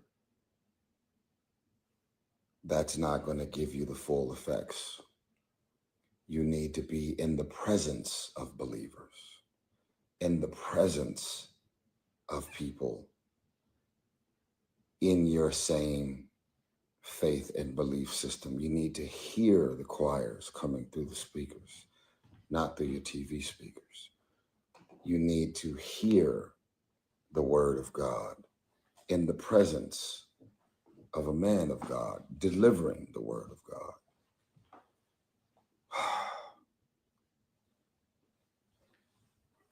Thank you, Chef. Yes, sir. Nothing like a home-cooked meal, man. Hey, man, those banana pancakes, fresh banana. Yes, sir. Shout out. Come on over here, man. Let me give you some love. Shout out to my chef real quick, man. Incredible. Hello. Chef Aleem, I'm on IG Live, sir. Oh. I was just saying. It's on Instagram Live. Chef Aleem, legend out here. Thank you All very right. much. ATL streets. My God. Look at that. Appreciate you, Chef. Yes, sir. My pleasure, bro. So I leave the house and I get to church. Sat on that front row.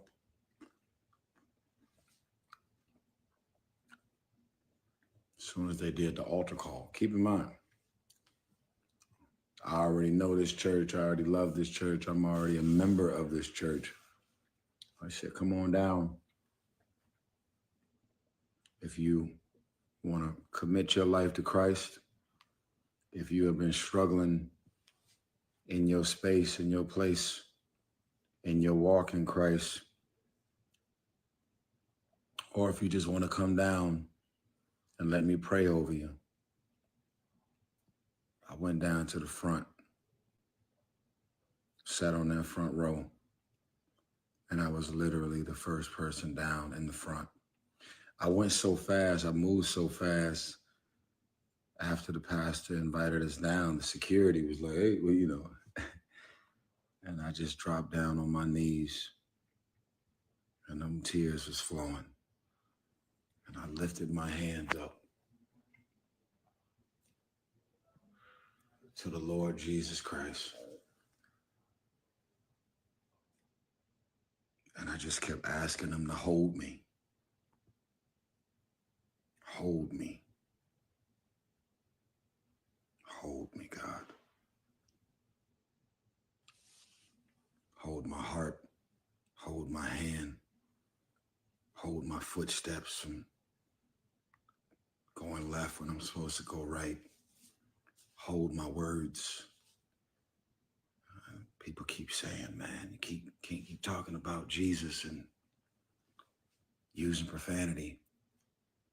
Hold my thoughts, hold my mind, hold my heart, hold my intentionality. And I was blessed. So I not only wanted to tell y'all about my Sunday, I not only wanted to tell y'all about the headspace that I'm in, but I also wanted to invite y'all to church. I am a proud member of World Changers Church with the beautiful, significant, and influential Pastor Creflo Dollar. This is the man that married me and my ex Samantha, him and his wife Taffy Dollar. Taffy Dollar is so pure, so beautiful. This is a woman of God who, at a certain point, I wasn't around, I wasn't a member at the time, but I heard that his wife literally started going to strip clubs and having conversations with women that were stripping and doing all kind of things to their body and just trying to really put the word of the Lord on their radars, like showing up to that place. It's very easy to talk to people about God when they're in the presence of God. It's very easy to go to a church and talk to other people in the church about what you see, what you feel, and what your belief system is in the kingdom. But how often, other than Thanksgiving and other than people doing things on Instagram, how often do you see people really showing up in them dark places and spaces and trying to introduce them to the Word of God? And so, as you guys have seen me unraveling, being raw, being unfiltered, being unapologetic about living and walking in my truth, pretty much 5-10 minutes can never go by in an interview without me going back to the Lord Jesus Christ and my belief system, what I stand for, and me understanding talent didn't get me this far because everybody's talented. Handsome or sex symbol or sex appeal didn't get me this far because everybody's sexy. My muscles don't look as incredible as my muscles used to look. I also don't work out as often as I should. I'm working with something, but when muscles start fading away, when your looks change, when you get older,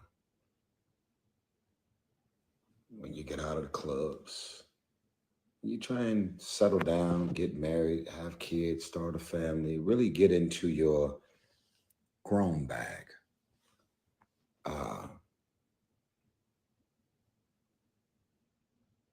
You start realizing, well, man, if you live a particular life and lifestyle, how'd you do it?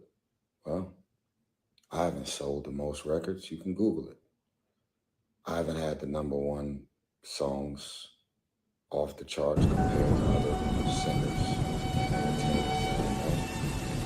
How'd you do it? I've done well in movies, really well. Made a lot of money, a lot of big movies. So that's no questions there, but how do you take a 30-second commercial and turn it into 30 years of being an entertainer? And as much as I'm saying, oh, it's me, it's my determination, it's my willpower, it's me being overly ambitious and doing all the things that I do, well, that's going back to making it about you, your talents, your gifts, your determination, your willpower. These are all true. Prayer without works is dead. This is not God's opinion. That is the word of God. You have to get off your knees and you have to do the work. There is no such thing as having muscles and being in shape without going to the gym. There is no such thing as releasing a song, whether you singing or rapping, without first recording, seeking, finding, and identifying a hit record, and then hoping that it's actually a hit. There's a lot of things that you must do and have to do in order to get to the other side of getting money, taking advantage of these opportunities, and walking into a level of grace and magic over your life and your career. It does not just happen. Nobody will show up to your door and say, I have all of these things in mind for you. You have to do the work. So with that being said, if you love me, I want you to know the only reason you still love me is because of what God has done. If you love my songs and my music and my album, it's impossible for me to start or finish a beautiful pain without the Lord Jesus Christ. If you're looking at all the movies that I'm doing and you saying, man, 1992, man, that boy right there, he got them chops, man. He could this, he could act. As an actor, never claimed to be the biggest star. And after being around some of the biggest stars in the world, I realized that it's not really a life that I want. I isolate now because I prefer to isolate. But when isolation is mandatory because you literally can't go anywhere, not quite the life that I would sign up for. Takes one to know one. But I will say this. What you're gonna get for the rest of my days on this earth, I will talk about what I've done and what I've achieved, because when it's time to talk yo shh, I'm the best at it. And I'll never let anybody diminish or devalue who I am, what I've done, and my contributions to the culture. But I will say, at this point, at 45 years old, it's pretty impossible for me to give myself credit for where I am, what I hear, what I see, the visions, the appetite, the hunger. I have a fire and desire in my belly that just won't go away. The fire is housed in me getting older, but the fire and the desire to win and be successful and achieve everything that I have achieved and continue to achieve, it's a fire, deep, deep rooted fire and desire inside my stomach that just won't go away. And if success was about handsome or sexy, why everybody ain't sexy and handsome and successful? If being successful and desiring these wins is about who you know and you name dropping and you thinking that you can manipulate your way into getting on, you can get on, but who's going to stay on?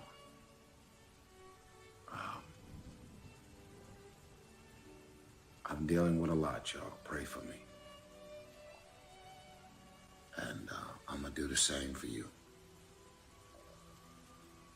Transitions are both unbearable and uncomfortable.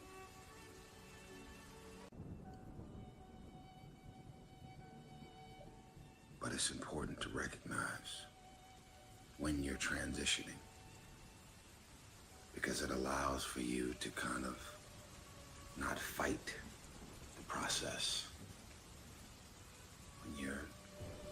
When God is about to introduce you to your new skin, your new smile, your new heart, your new mind, your new career, your new ventures, your new rooms. God is about to put me in some rooms that's so big, somewhere in my mind, I've desired these rooms, and I wanted these rooms, and I wanted these appetites. And then when I finally get in these rooms, I'm not going to lose sight of how big these rooms are. And I'm not going to lose sight of the moves that God are making. So I would invite you to get to know the Lord Jesus Christ. If you don't know him for yourself, that's where I'm at. And I don't care where you land politically. The Lord Jesus Christ is my Lord and Savior. I am literally nothing without him.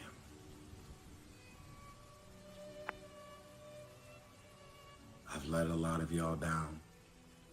Certain things I've said, certain things I've done. And I guess if my mama was Gladys Knight, I'd probably know better. I think if my mom was Anita Baker, a singer that raised a singer, someone in the business that raised someone to be in the business, maybe I wouldn't have made a lot of mistakes that I've made over the years. If Patti LaBelle was my actual mama, and she gave birth to me and she raised me to know, understand, and think, and mold and shape my understandings of the business in and around what they taught me. It's like someone being in real estate. You're going to raise someone to be in real estate. NFL players raising an NFL player. NBA players raising NBA players. It is a really interesting life, place, and space. But I want y'all to know that just like when I was 16 singing on that Coke commercial, I've made a commitment to you, whether you know it or not. I've made a commitment to you. I raised you. Think about it. Every interview, all the way back to right after I got on for my Coca-Cola commercial, all I've done was wanting to make you aware who I am. Mother was an alcoholic, father was a crackhead, growing up in Watts, South Central LA. Every single interview I've ever done, I've been so proud to tell the whole world my story. Never, ever, ever be ashamed of your testimony, where you from, how it all started. And I could not be more proud to be able to say I'm the first millionaire in my family, probably the first homeowner, the first this, the first that, the whole list, first. And I did the work, but how can I give myself credit at this point for being on, staying on, and after all of the controversy, after all of the things that I've been through over the years, my heart is still pure. I still have the best of intentions towards everybody. And if you think you're gonna bless me and take better care of me, then we're gonna be in competition. The war of love.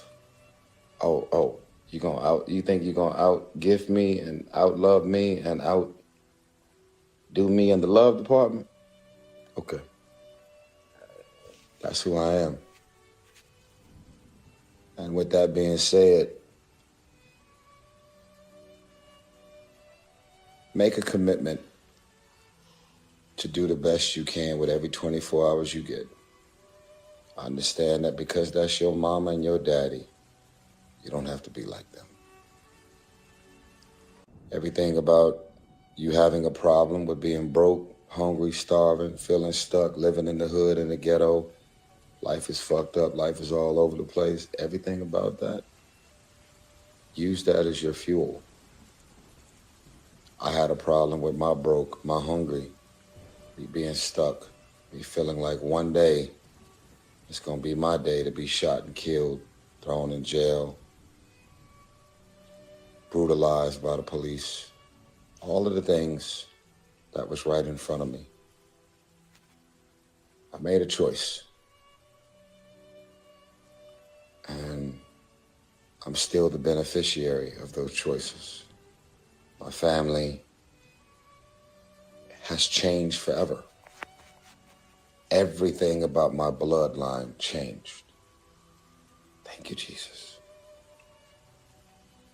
It stops here. It's a heavy, heavy assignment. Heavy. All the alcoholism, crackheads, drug addicts, in and out of jail, broke, fucked up, struggling, poverty, ghetto, projects. Everything stops with me. It stops right here. And just asking God, what does this mean? And having God to show you every step of the way that he's gonna use you definitively in your bloodline to have everything to change from you on out. I'm talented, yeah. But how do I explain the works of God, the work of art? I'm a work of art. I'm one of a kind. There's never been a me before me, and there will never be a me after me. And there's a certain level of confidence and audacity that comes in that statement. Thank you for your pains and your traumas and your stuff, because it's only me being exposed to that stuff that made me realize that I don't want to be a part of that stuff. I never struggled with going through a divorce. Everybody gets married. People go through divorces every day. The amount of people I've been there for that's went through a divorce is way beyond DJ Envy, believe it. I've been exposed to so many divorces intimately. It's unbelievable, actually. It was not about my divorce. I just felt like a failure because so many people in my family have been divorced, never even been married. And I have this trajectory about my life that says, in order to change the bloodline, you have to be the opposite. You have to do the opposite. You have to be in a very different mental, emotional, psychological headspace. In order to change things, you can't become a copy. You can't duplicate. You can't be them. You have to change them. And you can't change them if you're doing the same thing that they did. I'm disappointed that I went through a divorce and still going through a divorce, only because I still got so much to prove about being different in this family. So,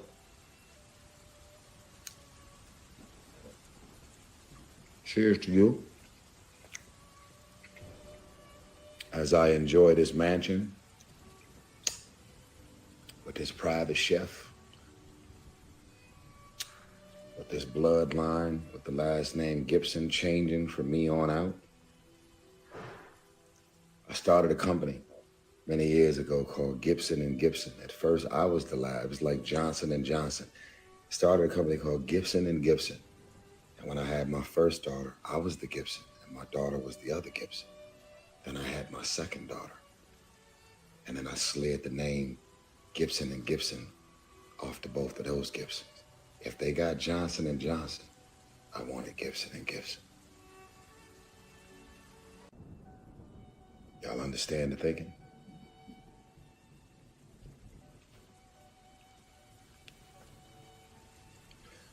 I love y'all. Nothing's gonna change unless you do the work. And I just want to give y'all a little something that a multi-billionaire told me. Competitive billionaire, not like that. A multi-billionaire once said to me, I don't do charity at home. I don't feel bad for broke people, people struggling, starving, fucked up. I don't feel bad. If they lazy, they don't want to get it, they leave them on the table for me. I said, oh my God, what is that thinking? He's like, man, people are lazy, bro. They can sing circles around you. They can come up with bigger and better ideas than me as an investor, investment banker, this and that. They lazy. As long as they stay lazy, they gonna leave plenty of money on the table for you. Hustlers win. Not just the motherfuckers that are talented. Hustlers. I said, well, shit. If it's about hustling, that's who I am and that's what I do, baby. So I guess I ain't gonna ever be broke. Guess I ain't gonna ever be messed up. If it's about hustle, that's my name.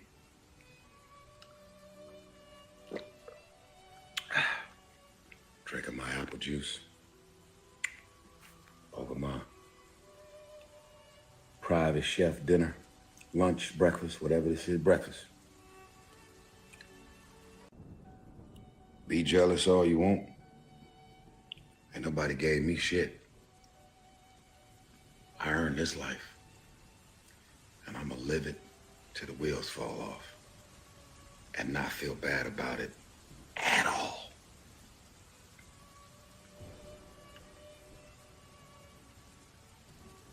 I am about 7,000 flights into this life and lifestyle that I live. How about you?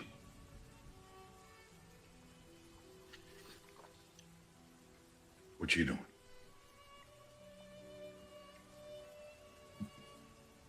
Oh, okay, I got it.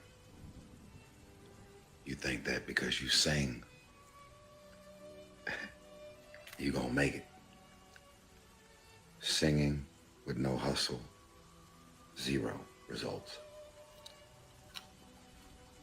Oh, you think because you went to college, you're gonna be successful. Okay. How many unemployed people at home right now with degrees on their wall? Oh, okay. You think because you got cleavage, thick legs, thick thighs, you're gonna be able to hustle your way into life. You can go get pregnant by somebody rich and famous. Milk that in the 18 years, but the ass and titties ain't gonna get you through life. Gonna set you up nicely. Gonna get some attention out of it. You ain't got no mind to hold hands with that body. It's gonna fade. You're gonna be the hottest chick on the block. And it's gonna be another hot chick on the block. Then another hot chick on the block. It's a revolving door. You're gonna get ran through like all the rest of them. But you're gonna have to show for it in the end.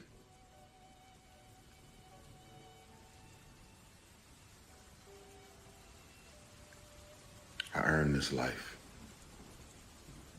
I ain't gonna never let nobody make me feel bad about the life I live. I'm gonna tell you right now, baby mama number 1 and 2. If you ain't learned already, I ain't giving you shit.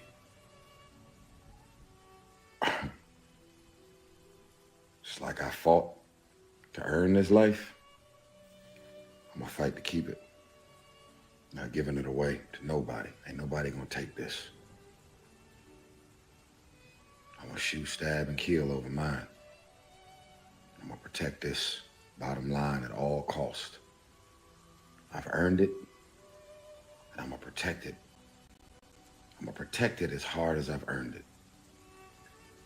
That goes for all my homies, anybody in my family, anybody I ever marry again. If you think I'm about to just give it to you after I worked this hard to get it, you definitely got me confused. You definitely got the wrong one. And with that being said, God is the greatest.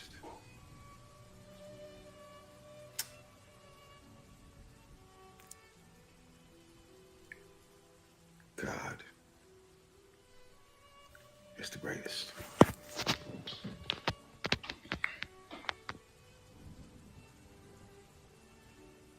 feel like I was just sitting in a confessional. Tyrese is something else. Okay, so listen, guys. I'm sorry. I didn't know that video was that darn long. I didn't know that video was that darn long. First of all, I was waiting to hear the part what he said about his baby mamas, because did he just threaten them? Said he'll shoot, stab, and kill? And I ain't gonna give you ish. Okay, I just find it all nefarious. Tyrese, what is going on here? And then, first of all, was he giving us a motivational speech, but at the same time disparaging us? Okay. Did y'all notice? Yes. Okay. Tia said, T. Terrell said he's on an emotional roller coaster. I'm sure. And he just took off on one along for the ride. Please pay attention. I mean, for a moment, it sounded like he was trying to motivate other people. And then he started disparaging people like, don't be jealous. What you doing? I'm over here in this mansion with a shell. What about you? He lifted us up only to shoot us right back down. This is all crazy, honey. I think that Tyrese is saying subliminal things to his baby's moms. That whole conversation was for them, clearly. Okay, please pay attention, honey. I'm sorry y'all had to listen to it. I didn't know it was that long, like I said. Tia Terrell said that was painful. Red White Entertainment said, Queen, I'm so traumatized. I am too.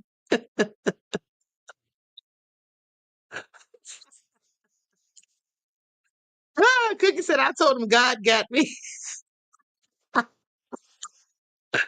Oh my goodness, that was hilarious. Tyrese, what is really going on, honey? I don't know. But with that all being said, I'm about to conclude this broadcast. Take from that what you will. So take it as either inspirational words of wisdom or disparagement, whichever you choose.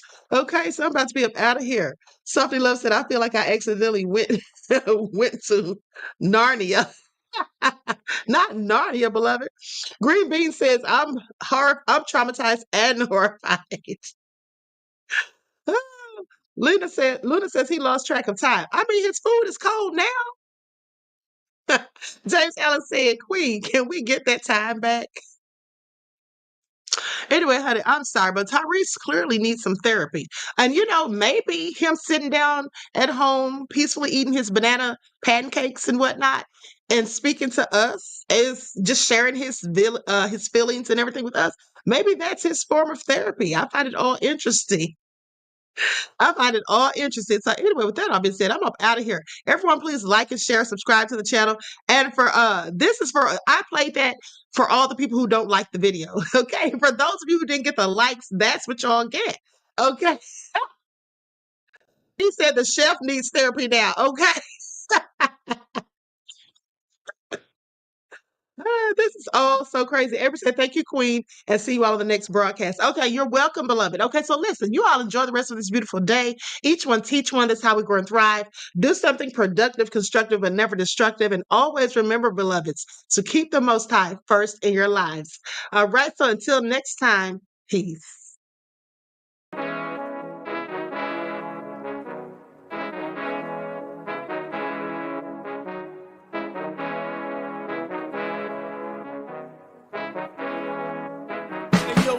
Hit him with that soul all in my skin, God all in my blood.